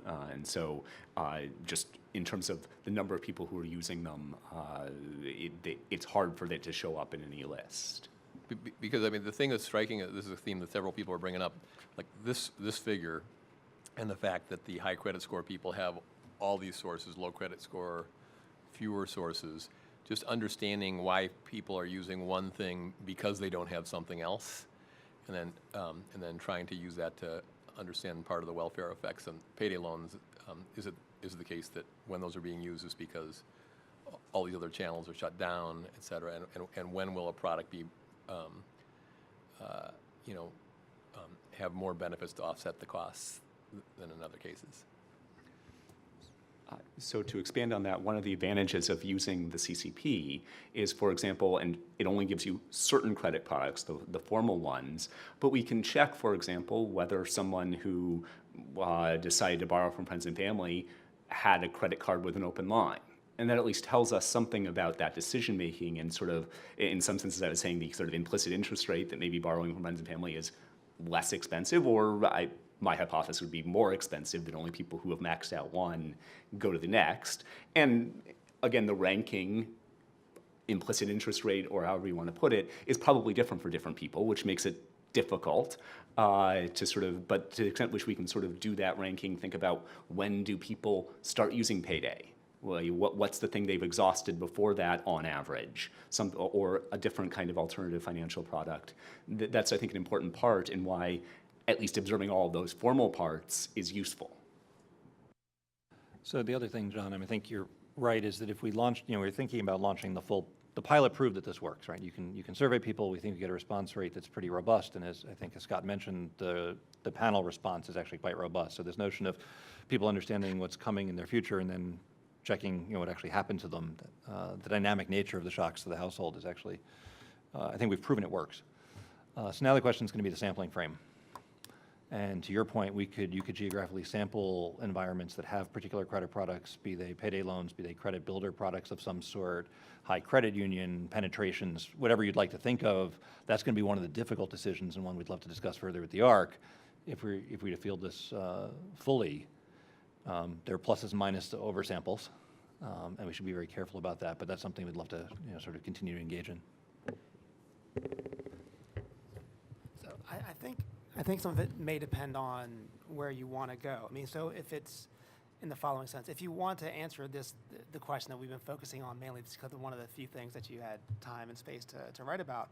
But what do people do when they run out of money? You can imagine there are existing panel studies such as the American Life panel, where they have been collecting expenditure data and income data at a monthly frequency. And if you want to put this question on here, and obviously, the large number of people who are saying they had a problem in the last 12 months, you're going to capture a number of people, even though their panel only has maybe 3,000 or 4,000 people. I forget the exact number. And you can maybe dig down into that and see what people are actually doing, and sort of maybe that's the third side of the triangulation that Bridget was talking about. If there are other questions, though, I imagine that are all about, do I open a new line of credit or do those sorts of things? You could try to balance it out between what do you want to ask there and what would you have here. So I guess part of it would also be like what is really necessary to use the making ends meet survey, and what's really necessary about the administrative data. Again, if you were just going to cut it high versus low credit score, my guess would be is that you probably could use about, a limited number of demographic characteristics plus some strategically asked questions to probably bin people as a high credit person or a low credit person that you could then transport to these other data sets, even though there you don't have all this administrative data. So again, depending on what it is that you want to do, if it's questions like these, maybe another data source could help answer that. If it's some of the more rich, detailed credit bureau information, which is, provides a lot of other useful information, then maybe thinking about designing this survey to really go after those features would be the way to think about the broader mission of where you want to take this particular research. Can I just jump in quickly and follow up on what Bridget and Mel were both saying, which is on the issue of consumption. So first of all, I totally agree that having information about the asset side would be terrific as well, to the extent that you could do that. But on consumption, I would be a fan of adding some simple consumption questions to the survey, because I think think we've gotten better at asking those questions over time. My sense is we understand more about what people can and can't answer. I mean, they're not very good at talking about how much they spend on food over the past year, but on the other hand, over the past week, they understand that better, whereas you can ask about, did you purchase a car over the past year, and people's recall is better at that. So I think we've learned a lot about how to ask about consumption on these sorts of surveys. And I think at the same time, I think the administrative data when it comes to consumption has its challenges. I mean, we know that information that's based on what you're seeing in terms of people's checking and saving accounts or card use is just a very incomplete measure of that person's consumption. And then on top of that, you have all these issues about the difference between that person's consumptions and the household's consumption and whatnot. So just wanted to jump in there. It doesn't mean, it might be interesting. Rand has these questions, so that might be the solution, is to merge with that data set, but just wanted to weigh in on that.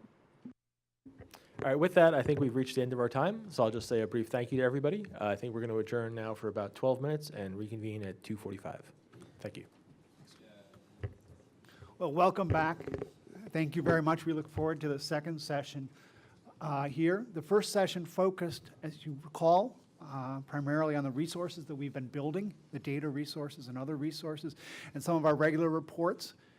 This session is going to turn now in more detail to how we are using these resources to ensure that we identify research questions that are policy relevant and contribute to the Bureau's mission.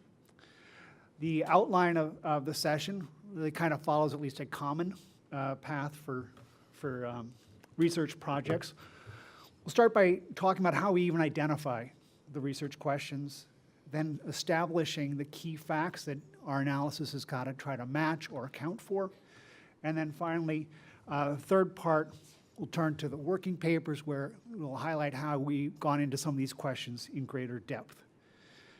In terms of the research agendas, I want to update you on the process by which we go about identifying and supporting research projects that really take advantage not only of the data we have, but also the expertise we have throughout the Bureau, and as you know, the expertise of ARC members and others, to identify and answer these kind of policy-relevant and mission-relevant questions. Turn then to the data points, which are publications the Office of Research puts out periodically that use our unique data resources to establish key facts, key patterns, stylized facts, if you will, about consumer finance, consumer financial decision-making, or consumer financial markets, to expand our and others' understanding of consumer finance. Then we'll turn to working paper series, which is our opportunity to disseminate our work and to get feedback on it and to tackle these questions in greater depth. And after some discussion of those first three parts, we'll then hear about one of those research projects in greater depth. With that, I'll turn the microphone over to Heidi Johnson, who is the program lead for the Disclosure Research Agenda. Thank you, Brian. So I'm going to walk you through an update to some processes we've developed over the last year or so. But for those who are not intimately familiar, I'll just very briefly review what our research agenda topics are. These are a few areas that we've chosen to make sure to invest in, key topics that we think are important to explore. And so the first one is disclosure. Many of the regulations and statutes over which the Bureau has regulatory authority include some kind of disclosure requirement. And so we want to make sure that we know how to do that well, that we know what is effective for consumers, also that we're anticipating the impact on firms and how firms are going to respond to disclosure and get both sides of that picture. And throughout, making sure we're thinking about the methodologies we can best use and how to leverage those for these different research projects in these areas. The second key topic area is the dynamics of household balance sheets, which you've already heard a little bit about today. This is an effort really to focus holistically on households, make sure we're thinking about both sides of the balance sheet for a household, and looking at questions like the effect of financial decisions that someone makes now on their future financial outcomes, thinking about how long a shock that a household might experience, like a spell of unemployment or an unexpected expense, how long that endures for a household. comparing differences for types of consumers and digging into some of the questions we discussed earlier in the day about the Making Ends Meet survey is one example. And also developing mathematical tools that help us both identify optimal consumer behavior in certain conditions and how consumer behavior in the real world might diverge from that. So these are the areas we've chosen to invest in and already have a slate of research projects underway addressing them. But what we focused on in the last year is really cementing some of our processes around governing these agendas and how we select projects. So we launched in this last year a new governance structure really to make sure we're incorporating input from folks around the Bureau to make sure this research is, as Brian was saying, policy relevant, hewing closely to our mission, and we're doing that through developing these two new groups, agenda working groups, one for each of the two key areas I mentioned before, which is really going to be at the staff level, making sure we're getting input from a wide variety of perspectives around the Bureau. The second group will be an advisory panel for each agenda topic, and that will be more of the management and strategic decision-making component of the governance. So we're already actually underway in launching each of these groups, but I'll dive in a little more into what each of them entails. The working groups, as I mentioned, is really a staff-level forum. The idea is to foster a dynamic culture in which people are sharing their expertise, workshopping projects. We're anticipating this will mostly include staff from our Office of Research, but we're really excited to include experts such as our ARC members as possible, our visiting scholars, and folks from around the Bureau, depending on the topic at hand. So a few of those topics we're considering are things like brainstorming what to do with our research assets and where we can best deploy our time. Workshopping study design as folks run into methodological challenges or anything else where it'd be helpful to get input, and just sharing generally resources and best practices. When it comes to the advisory panels, this will be more at the management level with the objective of getting input from folks within the Bureau as well as our external experts providing input to our Deputy Assistant Director. So this will be the body that's helping us review proposed projects and select from among them to decide what we're doing in the next year. Also to help scope out projects that are generated by management. Sometimes needs arise and we want to develop a new research project that is responsive to some policy challenge we're facing. We'll use these groups to help guide that work. We're also looking forward to leveraging the scientific expertise and methodological input from these bodies and really help oversee the projects as they all move forward. So as I mentioned, this group is already getting started helping us select projects for the next year. We do have a slew of research projects underway currently, and so I'm going to briefly highlight just a few of those under each agenda area. Within the dynamics of household balance sheets, you heard about the Making Ends Meet survey from Scott. That is part of this research agenda and was developed to help answer the key questions there. Our work in matching data to our existing data resources and identifying military service members and gathering income data, as Cheryl discussed, that's also part of the dynamics of household balance sheets. We also have several studies underway in the area of student loan repayment that we're really excited to share with you. This is a really important area for us to be exploring, and we have some unique data resources to deploy on those questions, so you'll hear more about that later from Krista. And in the disclosure area, I wanted to highlight two lab studies. So this is leveraging the current capabilities that Dustin shared with you earlier. Contracts that we have with researchers or universities and other research institutions help us identify and isolate effects of changing elements of a disclosure. And so one such study is on tiered disclosure, where we're going to be presenting a subset of information using two different techniques, and our researchers will be able to evaluate the conditions under which those different approaches might be more or less useful for consumers, really help us understand how to best develop them in the future. We also have a project coming up exploring an issue of vague language. And this is really interesting for us with disclosures. Often, it's very important for everything to be legally accurate, but that can also lead to a lot of uncertainty for consumers as they're trying to interpret the information in there.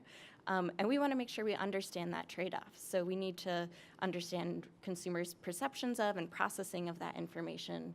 Do they see it as important? Do they see it as relevant to them? What kind of impacts do we see from language that's more or less vague in disclosure? So that's a quick sampling. We're really looking forward to getting feedback on our new processes and getting your ideas for how to leverage these new groups that we're standing up. Thanks. Thank you, Heidi. As I said earlier, the Office of Research's data points are a series of analyses of data that we put out to bring an empirical perspective that improves our and others' understanding of consumer finance, regulation of consumer financial markets and such. So next, I want to have Ava Nagupal and Krista Gibbs, who both authored data points. I'll give you a quick overview of some of those. Thank you, Brian. So the Bureau has naturally had a longstanding interest in one of the most basic consumer financial products, which is a checking account. And within that, particularly the case of an overdraft, which occurs when a consumer overspends their funds in their checking account. And the Office of Research for years now has led the empirical exploration of checking account overdraft. In 2014, we published our first data point that established some basic findings about overdraft. And among other things, we found that overdraft is very concentrated. Most people don't overdraw their accounts. Probably most people sitting in this room do not overdraw their accounts. But there is a small fraction of account holders who actually do a lot of overdrafting. And so we now refer to them as frequent overdrafters. And last summer, we published a data point where we were aiming to understand these frequent overdrafters. So the purposes, for the purposes of this data point, we define frequent overdrafters, those who have 10 or more overdraft or NSF in a year. This represents 9% of accounts, but these account holders are responsible for 79% of overdraft fees. So this is really where the action is, which is why we were interested in this population. So we set out to do several things. I'll talk about two. First of all, we were interested in how they differ from non-overdrafters or light overdrafters. Probably not very surprisingly, they have lower balances, so they're close to zero. That's almost by definition. They also tend to use their debit cards a lot more than non-overdrafters. And interestingly, because checking account behavior does not enter a credit report, nonetheless, they actually have lower credit scores, significantly lower credit scores, and have less access to credit, the frequent overdrafters. Now, there's a lot more in the data point, but let me talk about sort of our next goal, which is that how we asked, how do these frequent overdrafters differ from each other? And we sort of noticed that there was quite a bit of variability in account usage and credit availability, so it was really useful to go into this kind of detail. Moreover, we've been hearing very different stories about these frequent overdrafters. So if you talk to financial institutions, they would often tell you that these frequent overdrafters are well-off consumers who have demand for this service.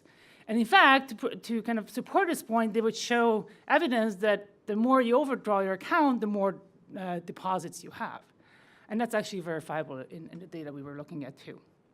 On the other hand, consumer groups would emphasize how these overdrafters are vulnerable and low income, and they're very different than the stories we've heard. So we decided to use something known as cluster analysis, which is a flexible, data-driven statistical method to distinguish subgroups. It's very flexible. It will tell you how many groups there should be and how many number of people there should be in the different groups, as long as you kind of gives it some guiding input. So the input that we gave it is that we were interested in clustering or making these groups by looking at similarity on credit scores, monthly deposits, debit deposit mismatch, and share of months with an overdraft. So are you using it a lot, like very, sort of frequently in time or not? And so we went through all the algorithm. We had nice clustering scoring indices tell us like what was the best cluster, and we came up with 5 clusters, and I want to talk about these 5. And they're in this pretty graph. And you see the distribution on the bottom. Well, of course, we cannot cluster the no credit score people because they have to have a credit score for the clustering to work, but they're also reported on in the data point. So the first cluster has, those are the people in green. So I hope you all see this nicely in color. They have very low monthly deposits. They're the most vulnerable they seem to be most financial distress of any clusters. They have, as I said, lowest monthly deposits, the highest variability of deposits, very high debit deposit mismatch. So the needs for the funds and when the funds arrive are kind of mismatched across months.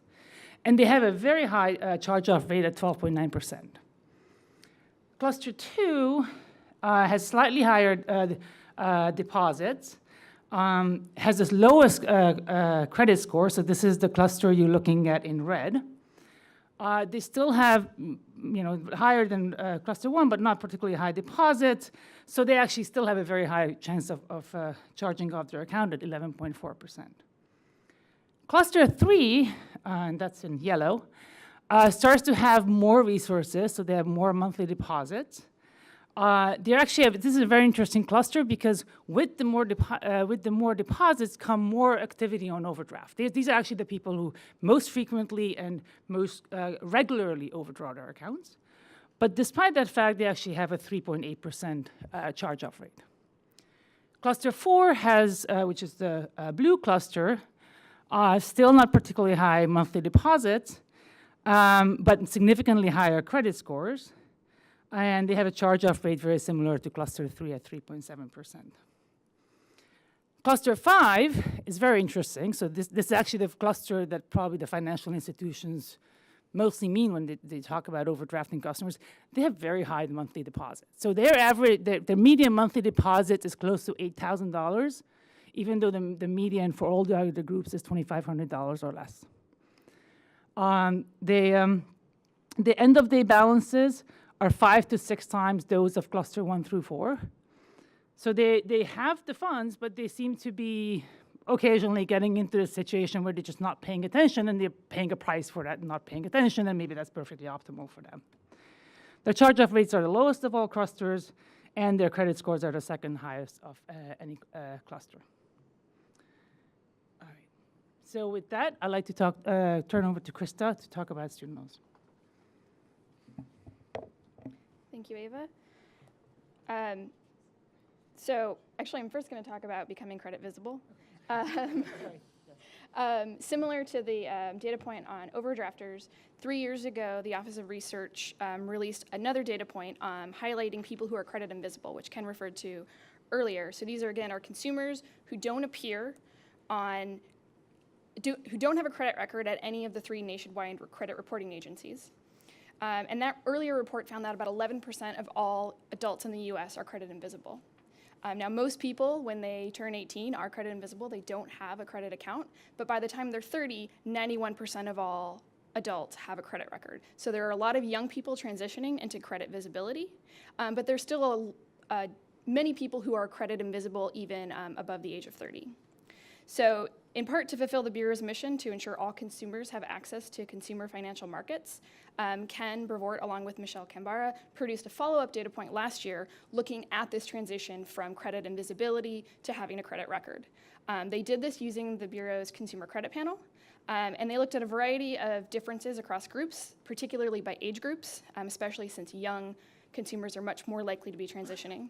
They also looked across neighborhood income levels and over time, following about a 10-year period from 2006 to 2016. And then finally, they also looked at entry products. So what type of credit product is triggering the creation of a credit record and causing somebody to show up in the data? So as I alluded to before, most consumers who are transitioning into credit visibility are doing so when before they turn 25. And credit cards are the most common type of credit product to do this. This is true across all age groups, and this has increased over time. So it's now even more common to become visible because of a credit card, except for the younger group, consumers ages 18 to 25, where that's actually remained fairly flat or even decreased, which I'll get into a little bit more later. A large share of consumers owe their earliest credit item to having an account with somebody else. So for about 15% of these consumers, it is because they have an account with a co-borrower, typically on an installment loan. And an additional 9.5% have accounts where they're an authorized user, typically with a credit card. So about a quarter of all consumers who become visible are doing so through help from another consumer who typically already has a credit account. In contrast, there are a large number of consumers who are becoming credit visible not because of a loan product or credit product, but because of a non-loan record. Typically, these are negative. They are collections or public records, and so becoming visible for these consumers has a very different implication than for consumers who are becoming visible because of a loan or a credit card. And there are big differences by neighborhood income in this distinction. So over a quarter of all consumers in lower income neighborhoods become visible because of these non-loan products, whereas less than 8% of consumers in higher income areas become visible because of these non-loan products. If we look more closely by neighborhood income, we can see in the second column, this is the share of consumers who become visible in our data between 2006 and 2016 by neighborhood income level. And as you can see, consumers in higher income areas are much more likely to become visible in our data, and they're much more likely to do so while they're younger. It's noticeable how much less likely it is for people in lower income areas to be visible by the time they're 25. And overall, this results in the share of people who are invisible in lower income areas being much larger than it is in higher income areas, as was shown in the earlier data point.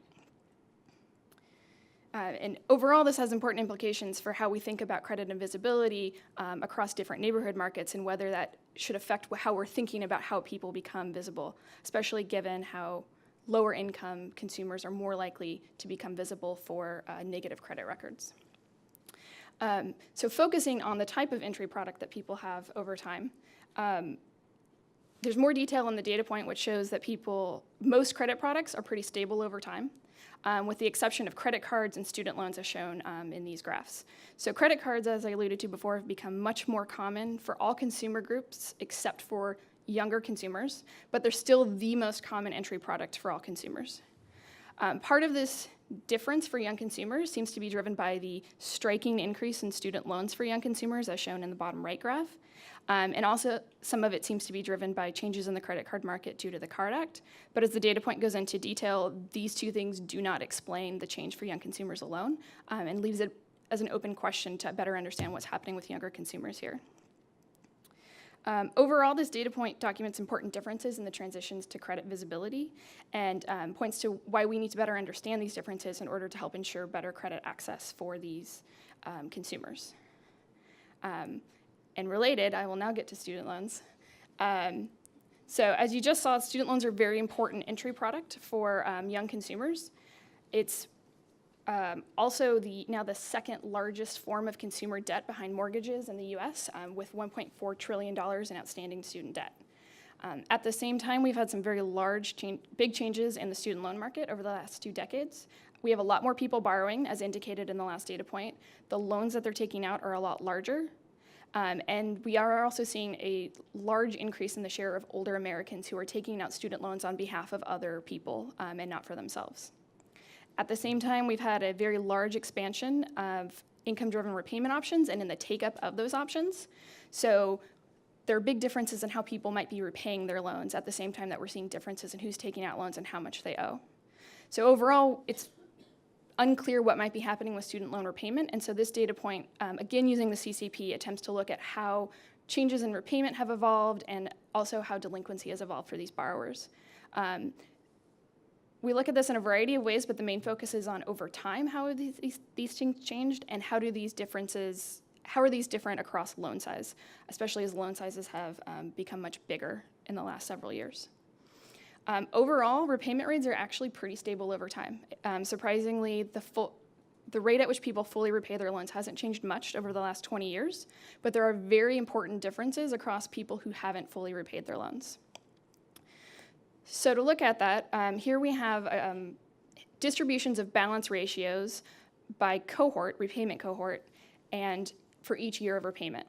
So just focusing on that top left graph, we have the 2002 cohort, so people who entered repayment in 2002, what was their balance ratio at the end of their first year in repayment, where everybody who's already repaid their loan is not shown in this graph, but everybody who, you see there's a mass right around 1, because most people at the end of their first year still owe most of what they borrowed.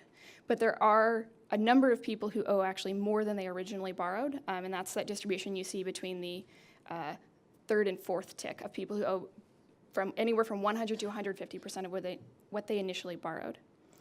As you move down that first column, you see that the distribution slowly shifts to the right fairly smoothly as people repay their student loan balances pretty smoothly, but there's this persistent group of borrowers who continue to owe more than they borrowed and don't really seem to be making much progress in paying down their debt. If you move to the second and third columns, you see the 2005 and 2008 cohorts look remarkably similar. There's not a lot of difference there.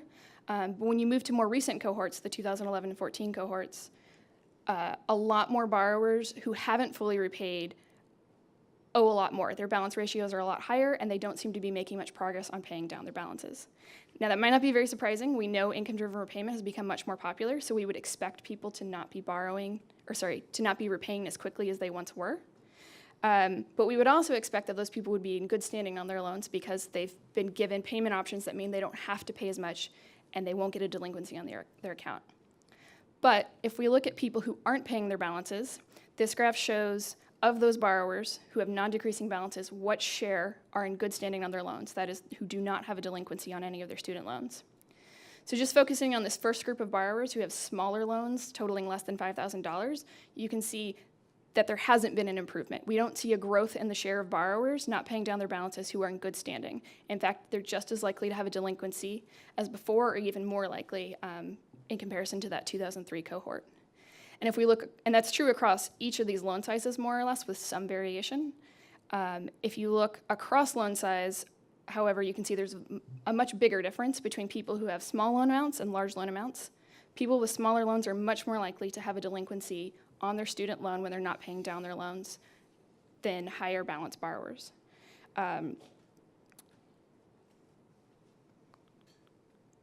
So overall, I think ex ante, most people would expect that we would see a decrease in delinquencies over time, but the data don't suggest that that's what we're finding. And it really draws attention to these lower balance borrowers who seem to be struggling much more than higher balance borrowers, even though the higher balance is also struggling more now, it appears, than they were in the past. And points to the need to look at this in greater detail to understand whether this is having impacts on their ability to take up credit in other markets as they get older, especially since for so many of these borrowers, this is the first credit product that they have on their record. Thank you, Ava and Krista. I'll pass the mic back to Ava now to give a quick overview of our working paper series, which is a vehicle we've started in the last couple of years to disseminate our research and to be able to get feedback on it. So please, Ava. Thank you. So from the Bureau's inception, the Office of Research has been growing and strengthening its ties to the research community. A big part of that is, of course, our fruitful interaction with ARC members. Beyond that, we have our seminar series, we have visiting appointments, we actively participate in conferences, and as you know, we've established our own very own research conference, the third edition of which is going to be tomorrow and the day after, so I hope you all attend. In this vein of strengthening ties to the research community, the ARC has recommended to us that we launch a working paper series. We're very happy to say that we've done so. And in particular, we've done so through the Social Science Research Network, and it's up and live. And we've started publishing papers there, and it's a variety of papers on consumer finance. I'm not going to go into the details of them, but I can say, they really range in terms of methodology. Some of them are structural. So the third paper on credit card utilization is looking at a life cycle model of credit card use. Some are looking at natural experiments. The debt collection, the fourth one, the effect of debt collection laws on access to credit is exploiting a change in debt collection law. And some are lab experiments, such as the fifth one, which is looking at prepaid card menus in the lab and how the variation of those menus might impact comprehension. The papers also cover a wide range of markets. The first one is the shopping in the U.S. Mortgage market. Second is looking at the effect of interest rate ceilings in the market for auto loans. The sixth one is looking at trying to evaluate the benefit from a form of small dollar credit, deposit advance products. And the last one is looking at credit card services and the demand for these services. So really broad range of methodologies, topics within the realm of consumer finance. So we believe that this series is actually serving the purpose that you proposed that we've established, which is allows us to promote our work and receive critical feedback to ensure that we can produce the highest quality research that we're able to. Thanks, everyone. And now we'd like to invite your questions and comments. Please. Well, there's nothing that makes someone feel better than knowing that their suggestions in the past were taken. So the SSRN working paper series is a good note to end on for this section for that. I'm wondering, have you been tracking? Have people, SSRN puts out little digests so the papers get featured, but have people been reading them and downloading them, and are the people who are reading them and downloading them, are they giving you feedback, or is it just kind of a mechanism for visibility? So we're starting to get downloads. Some of them have been downloaded quite a number of times. We are one step short of full visibility in the sense that we have not yet gotten them placed into SSRN's weekly or monthly digests. So the Household Finance Digest, I guess, that Sulelis and Tefano run is our next stop. And once our papers start getting broadcast through that second mechanism, if you sign up, you can sign up actually at SSRN to receive any updates to our working paper series. We recommend everyone do that. There are 6,000 or 8,000 people that have actually done that. But actually getting, I think, into the digest is the next step. I'm impressed. If 6,000 or 8,000 people have done that, like, wow. There aren't that many people who are signing up to get my working papers. I only have one mom, as Mel just pointed out.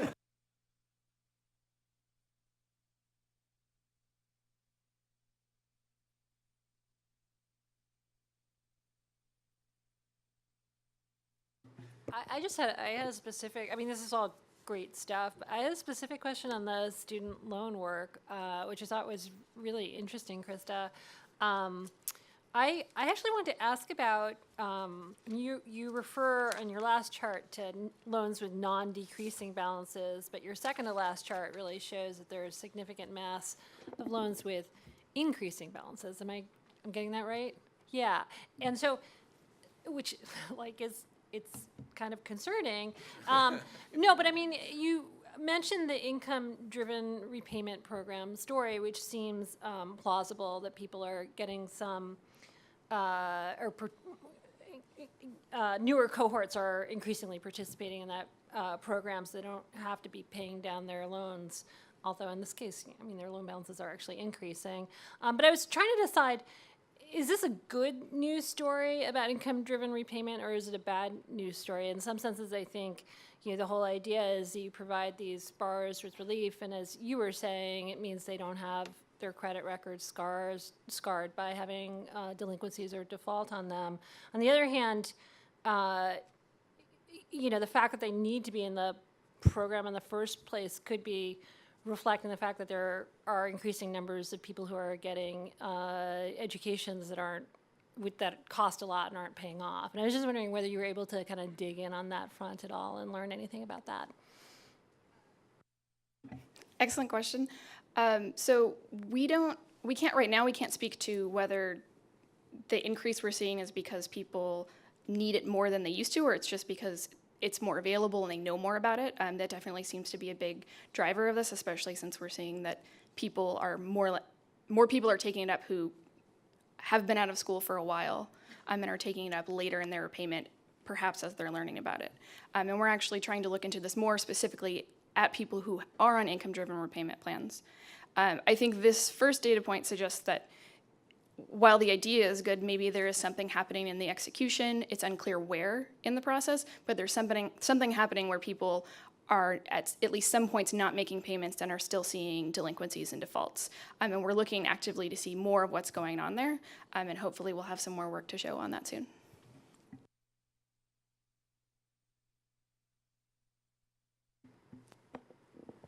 This is a question for Heidi. Could you say more about what you're thinking in terms of firm response to new disclosures? Yeah, absolutely. It's a great question. So, in looking at firm responses, we want to make sure we're taking into account all the various ways that a firm might react when a disclosure is implemented. So, that might mean looking at holistically beyond the disclosure. Are they changing things about the product itself, for example, in response to the fact that there's new disclosure requirements? We're also thinking about the fact that even if a consumer doesn't read a disclosure, a given disclosure, for example, a firm, because of concerns about risk or competing with other providers, might again be changing something about the product, maybe lowering a price to remain competitive if there's something new that's been developed in a disclosure.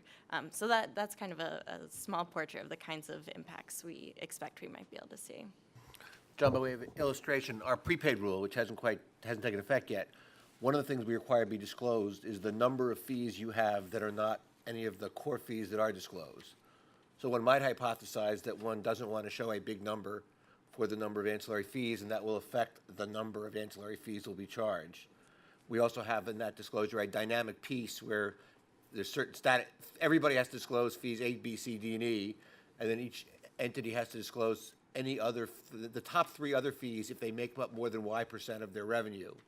That also might affect, if you don't want to show more fees, you might then try and make sure that your revenue is coming from the disclosed fees and not from other fees. So whether we'll have any of those effects, we don't know, but that's the kind of things we think about. Think about how disclosures may be impacting firm behavior.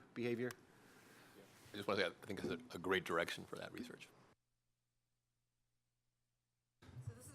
A question for Krista. I'm wondering what, if anything, you are planning to do next with the credit invisibles. I think it's an really interesting question to look at, because I think we really don't know much about the process by which people start obtaining credit. One question that this discussion raised in my mind, in part probably because I'm the mother of a 17-year-old and a 21-year-old who are kind of squarely in this age range, is, are there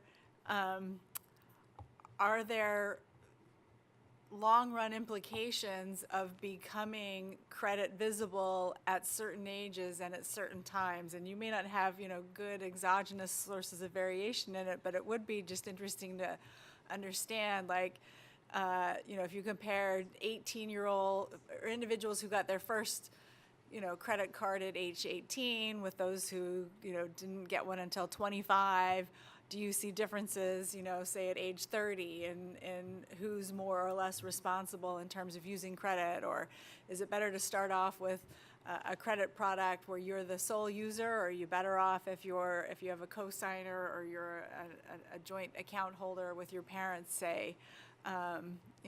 So what could we learn that would help families transition their children from being credit invisibles to credit visibles, but help them to be responsible credit visibles? So a couple things. I think that's a very interesting path to go down. I don't think it's one we've really started on yet. The current course I think that people in our office are working on with these credit invisibles and visibility is thinking more about locations and where people do or don't appear to have access. Some of these credit invisibles are highly concentrated in certain areas, so that's where they're currently looking into what's going on with that. But I think especially some other offices at CFP or at the Bureau would really enjoy having more practical tips for how to help consumers transition in the best way possible. And so that's definitely something that we should look into more.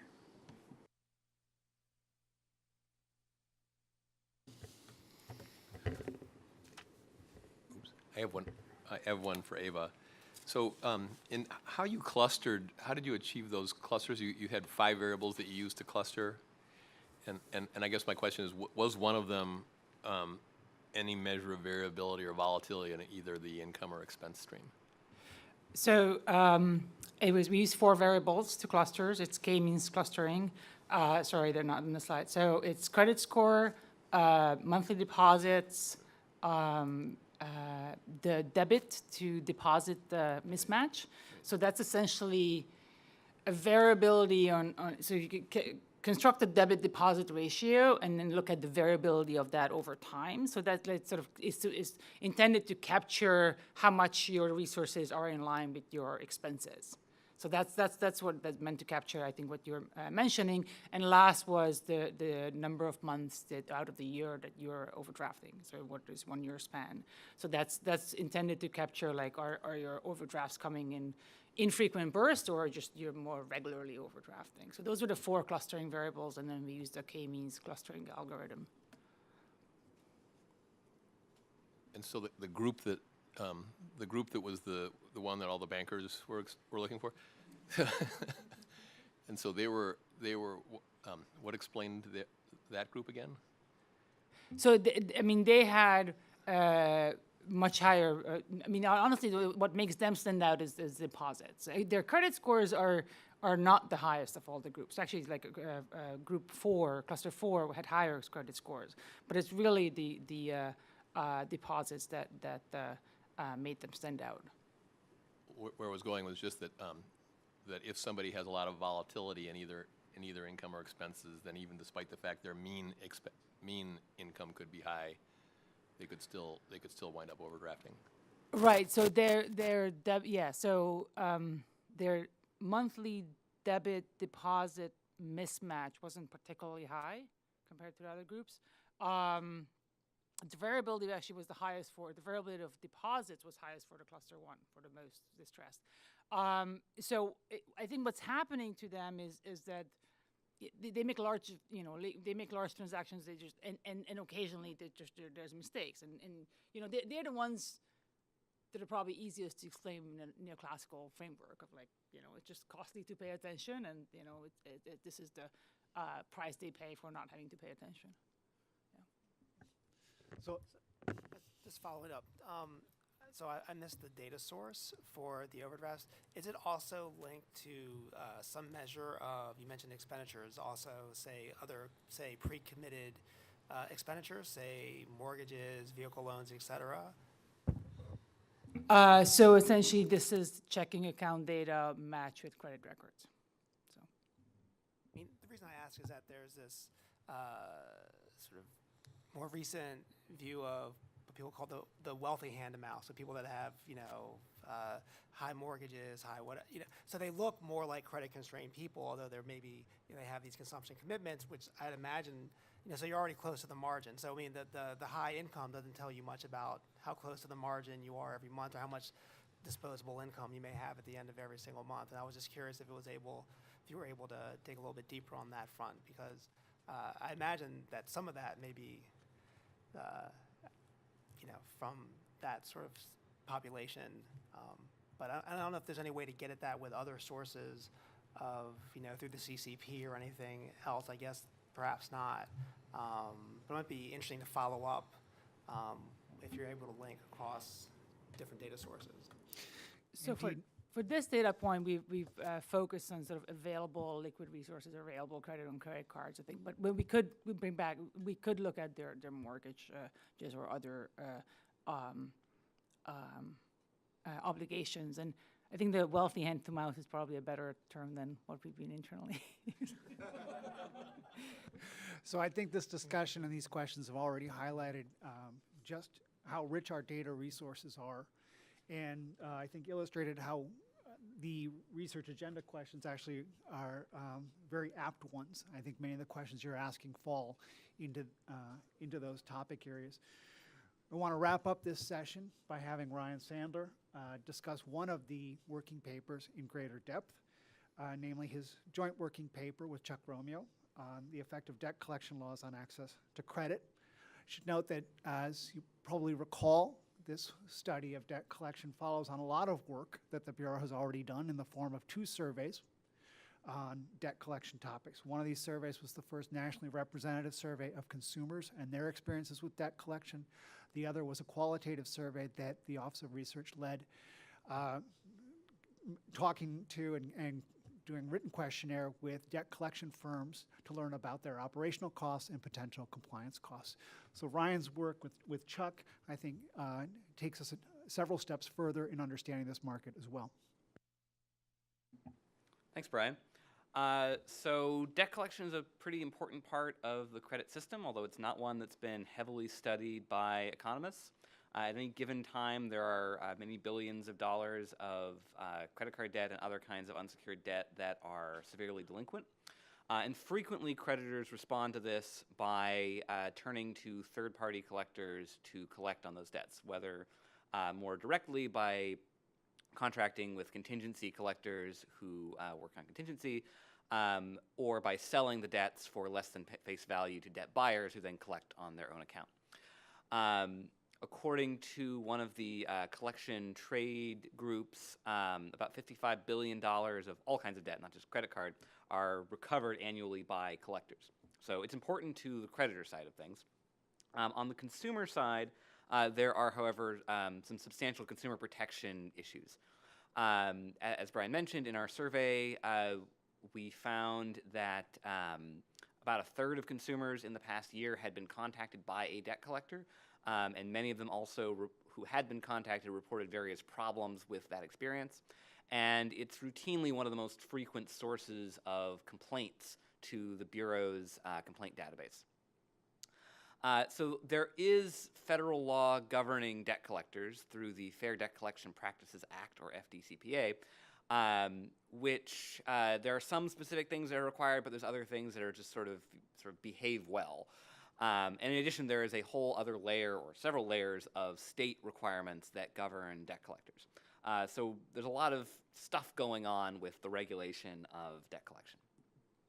And the reason why this is sort of an interesting economic question and of interest to the Bureau is that we imagine that creditors' decisions of whether to extend credit in the first place is going to be a function of the expected value of that extension of credit, which is going to be a function in turn of how much will the consumer pay back with interest if they pay it back, and how much will the creditor recover, if anything, if the consumer does not pay it back on time. And of course, if you make collection harder, either the collectors are able to return less or it's more expensive for them to do so, that'll reduce the lender's expected value in the first place.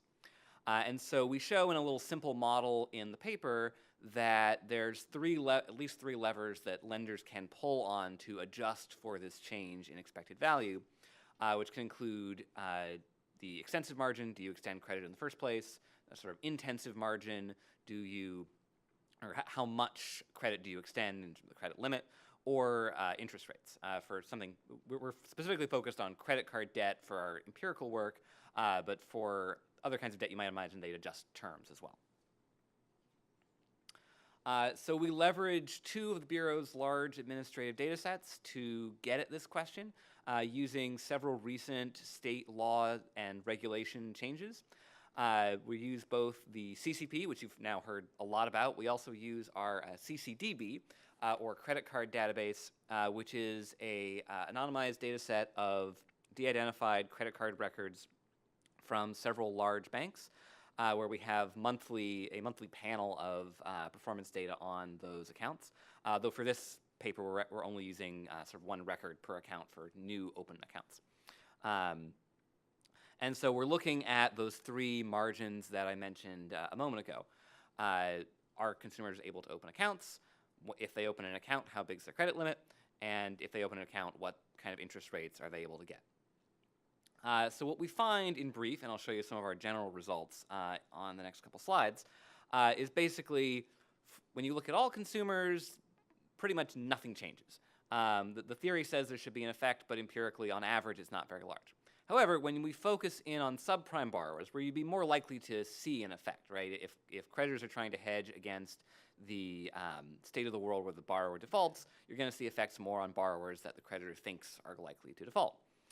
And we do see some effects on subprime borrowers, specifically on the credit limit margin and interest rates, though specifically through a decrease in the prevalence of, at least look in the data, like zero interest rate credit card offers as a promotional rates. We also observe that there's heterogeneity in creditors over exactly which margin they decide to respond to on. So here's kind of the key table in the paper for our CCP results. The thing with the CCP is we do observe, because we have the whole credit record, we do observe inquiries, so we can tell if a consumer applied for an account and then did or didn't get one. And we observe credit limits, of course, but we don't observe interest rates. It's one limitation in the CCP.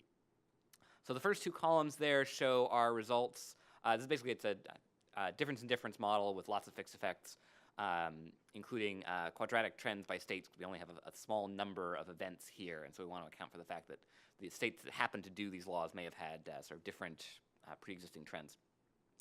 The first two columns show the inquiry success margin. So an observation is a hard inquiry for a credit card, and the outcome is, was an account open within 14 days? And so whether you're looking at prime borrowers or subprime borrowers, basically there's no effect. It's the treatment indicator, it's statistically insignificant, and the coefficient is just small in absolute value. And we can reject a change of sort of moderate size. And one way to sort of get a sense of the scale of this change, because a 0.4 percentage point change in the success rate for inquiries maybe isn't that informative, but if you look at our coefficients on credit score, you can see, okay, well, 1 point of credit score increases the chance of a successful inquiry by what you see there, and so our treatment effect, although not statistically different from 0, is also equivalent to like a 3 credit score point decrease for subprime borrowers, which is not much. Looking at initial credit limits conditional on getting an account. So here, an observation is a new credit card account, and the outcome variable is the initial credit limit. We do see declines in our point estimates for both prime and subprime borrowers. For prime borrowers, you have to keep in mind the average credit limit is much higher than for subprime borrowers, so that's still actually small in magnitude in a relative sense. But for subprime borrowers, we do get a negative and statistically significant effect, and if you scale by credit score, it's about an 8.5 point change, which is not nothing, it's also not a lot. This graph shows you the sort of heterogeneity across which margin creditors adjust on. So this is interacting our treatment effect with indicators for the 29 largest issuers, and the blue dots are the 10 largest issuers among them. And you should probably focus more on those, because even looking at the 29 largest credit card issuers, after you get out of the top 10, the sample size starts getting kind of small, so it's noisy. And you observe that although most of the dots are in the negative quadrant, so they're cutting back on both margins, both inquiry success and credit limit, there's heterogeneity over which one they respond on. Some do a little bit of both, some do mostly one, some do most of the other. So turning now to our results from the CCDB, which on my screen at least got a little cut off, sorry about that. So here we can look at credit limits, again, to have a confirming source. And we can also look at interest rates, because we do have that in the issuer data. And this is specifically for subprime borrowers. It's one of the things that cut off. So for subprime borrowers, we do have a negative coefficient. It's not statistically significant, partly because it's a little bit noisy. Yeah, and I think you can't actually reject that our CCP and CCDB results on credit limit are different from each other. So it's a moderate effect. We get some interesting results on APR, though. We don't scale by credit score here. One of the things is that credit limit and inquiry success increases monotonically with credit score. Initial APR doesn't in the data, partly because the factors that determine what interest rate consumers will accept differ as you get into introductory rates and rewards cards and things like that, so it doesn't scale properly. So we control for it flexibly in the regression, but there's not an easy interpretation thing. So we do observe for subprime borrowers that on average they get higher initial APRs, but this is all coming from a decrease in 0 APR occurrences, which at least according to the data occur, it's like 17% of the time, I want to say, something like that. And whereas for non-zero APRs, it's actually, if anything, a slight decrease, though we're talking 10 basis points, so it's not large. One other thing that we do in the paper is we try to get a little bit at the mechanism. So far all we've done is looking at the creditor side, but if there's an effect on creditors, unless they're just anticipating effects on the collectors, it should be something should happen to the collectors. It's not easy to look at this because there's not data as much on collectors, but we have some data in the CCP. Because one kind of data that is in the CCP is collections trade lines. So this is where a debt collector is collecting on a debt, and they report that debt to the credit bureau. Now, this data is not as good as for other kinds of debt.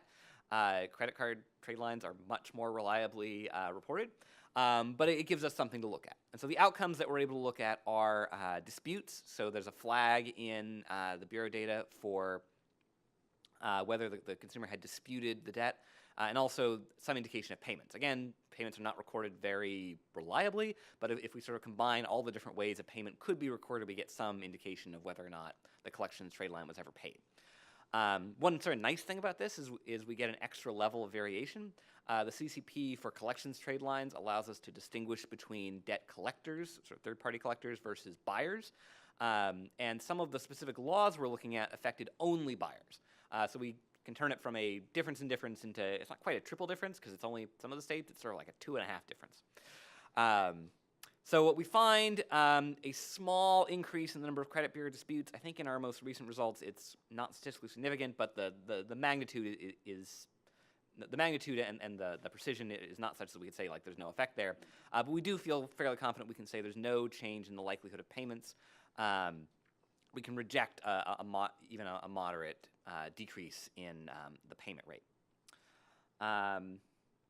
So that's the paper as it is. The exact numbers you saw here are perhaps subject to change. We're actually in the process of updating some things, but the basic message, even in our more recent results, are not any different than that. So we can turn it over to your thoughts.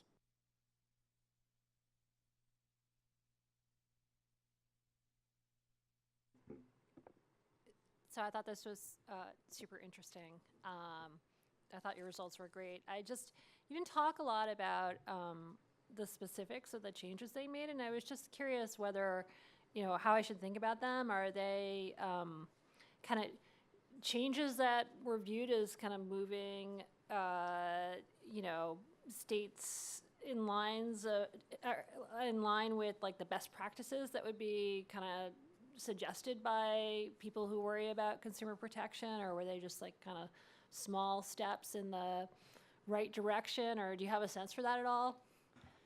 Yeah, and that's something that I should have mentioned on the first or second slide and forgot to, so thank you. Yeah, so one of the things that I think is actually important about the laws we're looking at is they were aimed at consumer protections and as opposed and things that would affect collectors' costs, marginal costs, in a way that actually would matter. Whereas there's one other paper or a couple of other papers in the literature that are trying to look at this, but they're using a lot of changes in things like debt collector licensing fees, right? So it's going to affect fixed costs. It's probably not going to change collector practices at all. Certainly not interesting from a consumer protection perspective. The laws that we're looking at are all aimed at consumer protection things. Like the Arkansas one just adds penalties for violations of the FDCPA. The North Carolina one required a lot more documentation before you could collect on a debt, so you had to make sure it was the right person before you went forward. And it's things of that nature. I don't want to get too much into like what the right policy is given our role, but you understand. Yeah, of course. I mean, another way to think about it is just, were they covered in the media as like a big deal, or, do you have any sense?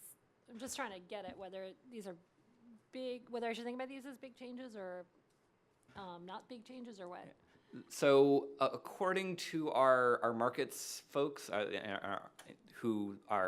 some of whom are former debt collectors and talk with people who are in the market, these are things that the collectors were worried about and were going to change their practices. How much they actually did is a little hard to know. It's always a challenge. But yeah, as far as we know, these are things that the industry was expecting were going to have some kind of an effect, to varying degrees. It depends on, there are some differences between the laws, and we're being a little loose in sort of lumping them all together. We do in the paper break them out by a specific law, and there's a little bit of heterogeneity, though I don't remember if there's much of a pattern into which one's which. It may just be a power thing. As you get down to just one event, it's harder to disentangle. It seems like the results maybe aren't, well, they have this nice consistency, right? There's no impact on payments, and since there's no impact on payments, there's really not much of an impact on credit availability. So that's a nice result, but I guess it kind of lends credence to the idea that, you know, if debt collectors are harassing people and they're like way up on the curve, that if you cut back on the margin, it's not going to have much of an effect because they were already way over the top. You didn't want to put an interpretation on it, but if I put that interpretation on it, would that be misstating the results? Certainly possible. I mean, certainly we know that there is a long tail in the debt collection market. There are a lot of large players who are generally well behaved, and there's a lot of small players who are very badly behaved, and as is reflected by both the Bureau and the FTC going after some really shady characters. Though then it's a question of whether these laws are affecting them or affecting the better players, and I really don't know that. But to push on where you were going, one reason that we put this on the program is to think about the following question. So we now have the debt collection survey, which you guys had heard about last year, which looks at the consumer side of this, the 32% of folks that are facing the debt collection system, how often they may be called, how they view that experience. We have some evidence on firm costs, and now you have sort of effectively comparative statics, at least in these limited number of experiments from the diff and diff. So if we're going to think about welfare analysis, which is where you were heading, right, and you're sort of, I'm not ready to stipulate where we are on the curve. Are there other pieces we need? And I'm thinking, you know, this is something I sort of warned Johnny might get, right? Are there ways to quantify, to monetize anything on the benefit side of this? So imagine you are up at the curve, and imagine that these laws actually cut back on some number of contacts of some sort. What's the value to, how do we as a research office figure out the value to consumer X of contact Y? If we're going to try to do, a full welfare analysis. And the reason for the question is that we have a statutory responsibility to be doing benefit cost analysis and try to push, the welfare calculations as far as we can. I don't know if I have a good answer to that, but I was struck when you cited the statistics that 32% have been contacted about a debt in collection. I don't know exactly what the question was, but I had my first experience with being contacted by a debt collector in the last few months, not for a debt that I didn't pay, but for a debt that a niece of my husband's did not pay. And they were trying to track her down. And we probably got, 30 or 40 phone calls from more than one. I don't know how many more than one, but it was, we could track the phone numbers on the caller ID from multiple debt collection agencies trying to track down this niece who had never been to our house and never had our phone number, hadn't even come within states of our house, lived on the other side of the country. So, if you're trying to think about the benefits, I would think expansively. They might be more than just the benefits to the person who has the debt. At least it wasn't your 21-year-old son that they were looking after. John, what's the question that we asked Bridget for how much she would pay not to be contacted? Well, what I was going to say on this is that there's some work that you did, and then I and my co-authors have done some extensions developing in these measures of consumer financial well-being. In our work, we show there's a distinction between measures of perceptions of future financial security versus current money management stress. So this latter one is the one that I think there's a small set of items you could actually use as a dependent variable, but it would require new data collection on that. I have a question, then a comment. My question first is for Bridget. Did you file a complaint with the Bureau? And the answer is, yes, I did.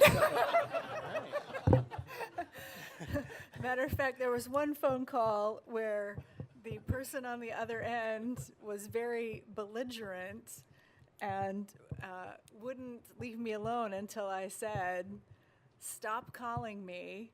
I am not the person you are trying to find. That individual does not live here, and I am going to file a complaint with the Consumer Protection Bureau." And she tried to argue with me, and I said, "I know my rights. I'm filing a complaint." And I did. All right. That was not a setup, by the way. Second, I mean, Ron, you just on this on the firm cost. You mentioned something about firm costs. I don't know if you want to talk about this more, but from how this would affect, my understanding is that a lot of debt is sold on the secondary market, and I guess my question would be is how much of this secondary market debt is state specific? So I just don't know the answer, but if I'm thinking about so if it's just all credit card debt and I can't harass people in Arkansas in a particular way anymore, but Arkansas's debt is mixed in with every other state, I mean, that would just, imagine have sort of a minor effect on the total debt. So the fact that then affects prices in Arkansas, I wasn't sure how to think through the whole market equilibrium on this one. But you mentioned you had information on firm costs. I don't know if resale market, how available this is. I mean, I've seen recently in the media that anyone can buy this debt. So I just didn't know. Something went wrong there. Yeah, so there are. Now I'm suddenly blanking on the question. Wow, brain fart. So your question was resale prices. Yeah, so that there are sites out there with resale prices, and I believe we put our markets division that focuses on the debt collection market put out a report that had looked at one of these markets, partly looking at what information is being sold, but also I think looking at prices. Oh wait, and you're interested in state variation. State variation is an important thing. Again, I'm just parroting what our markets people have told me. Because there's so much variation in state law, I believe things are kept separate because the collector has to follow state law or they'll get in a lot of trouble. And a lot of states have some level of regulation. Their regulation may just be restating the Fair Debt Collection Practices Act, the federal one, sometimes with no additional penalties, which really just allows a plaintiff to bring a case in that state. But yeah, there definitely is state specific, to the point that New York, I believe, did something that made it really, really hard to collect debts in New York, either for a while or certainly it hasn't been for very long. I'm not sure if it's still ongoing, to the point that collectors were just not outsourcing debt in in New York for a while. That might still be ongoing. I don't remember if they've changed the law to address that or not.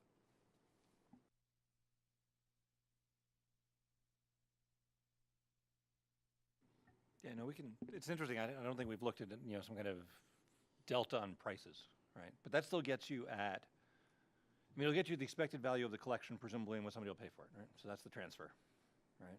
And these guys still give me the comparative statics on price and availability of credit and the access to credit issues. I like John's suggestion of using even potentially our own scale as modified by Lynch et al. To look at distress and whether that might change in the presence of particular behaviors. Is there any way to push even further? You can see where I was going with this. The consumption question earlier, the question here. One of the things that I think that we've been thinking hard about is measurement of benefits in the work that we do in the consumer benefit, in the consumer protection context. So this may be, this is going to be an ongoing conversation with the Academic Research Council as we try to build out these methodologies going forward, and these just happen to be two particular cases. Can you tell me how much utility is greater for folks with access to certain products or not with access to certain products? Can you tell me the benefits of removing what may be considered a bad practice in the market? So I don't know if you have, we're getting close to the end of our time. We hadn't planned on this, but since we have 3 minutes, closing thoughts from any of the ARC members? I just threw you on the spot because I didn't tell you this was going to happen. Well, my closing thought is I think that the research office has really done a fantastic job of kind of creating itself from scratch over the past several years and building up an amazing capacity to help us better understand what's going on in consumer markets and the market trends and understanding consumer behavior and improving disclosure. I think we know a lot of things today that we didn't know 10 years ago, because you've got a good research team asking good questions and putting together the data sets to help do a better job in regulating these markets. So kudos to you and keep up the good work.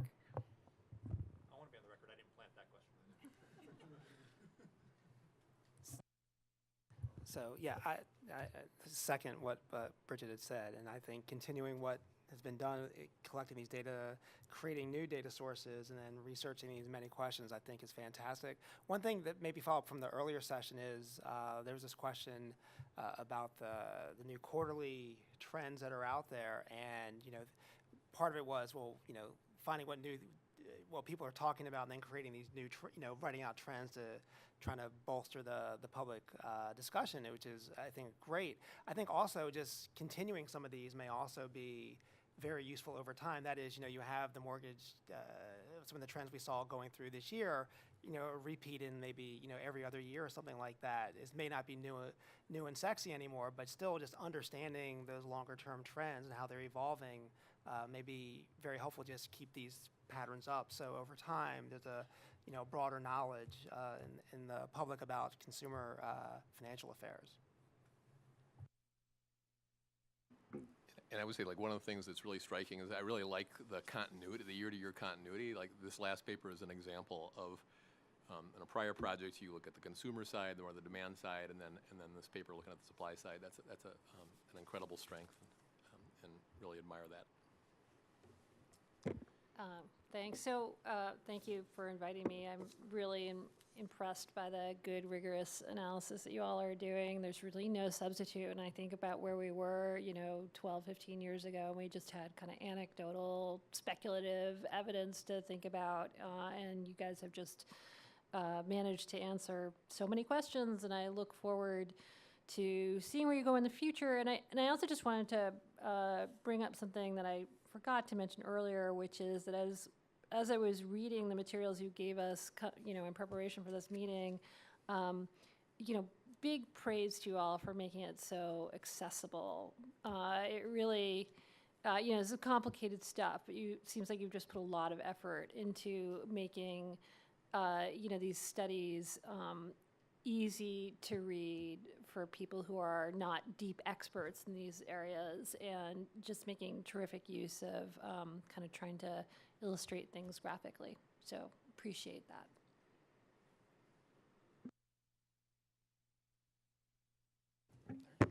So, and I was waiting for, unfortunately, Tom Paul wasn't able to get here, so I will close this out. Many thanks to all of you, actually, for reading the materials, for giving us the feedback, for your feedback today at this session.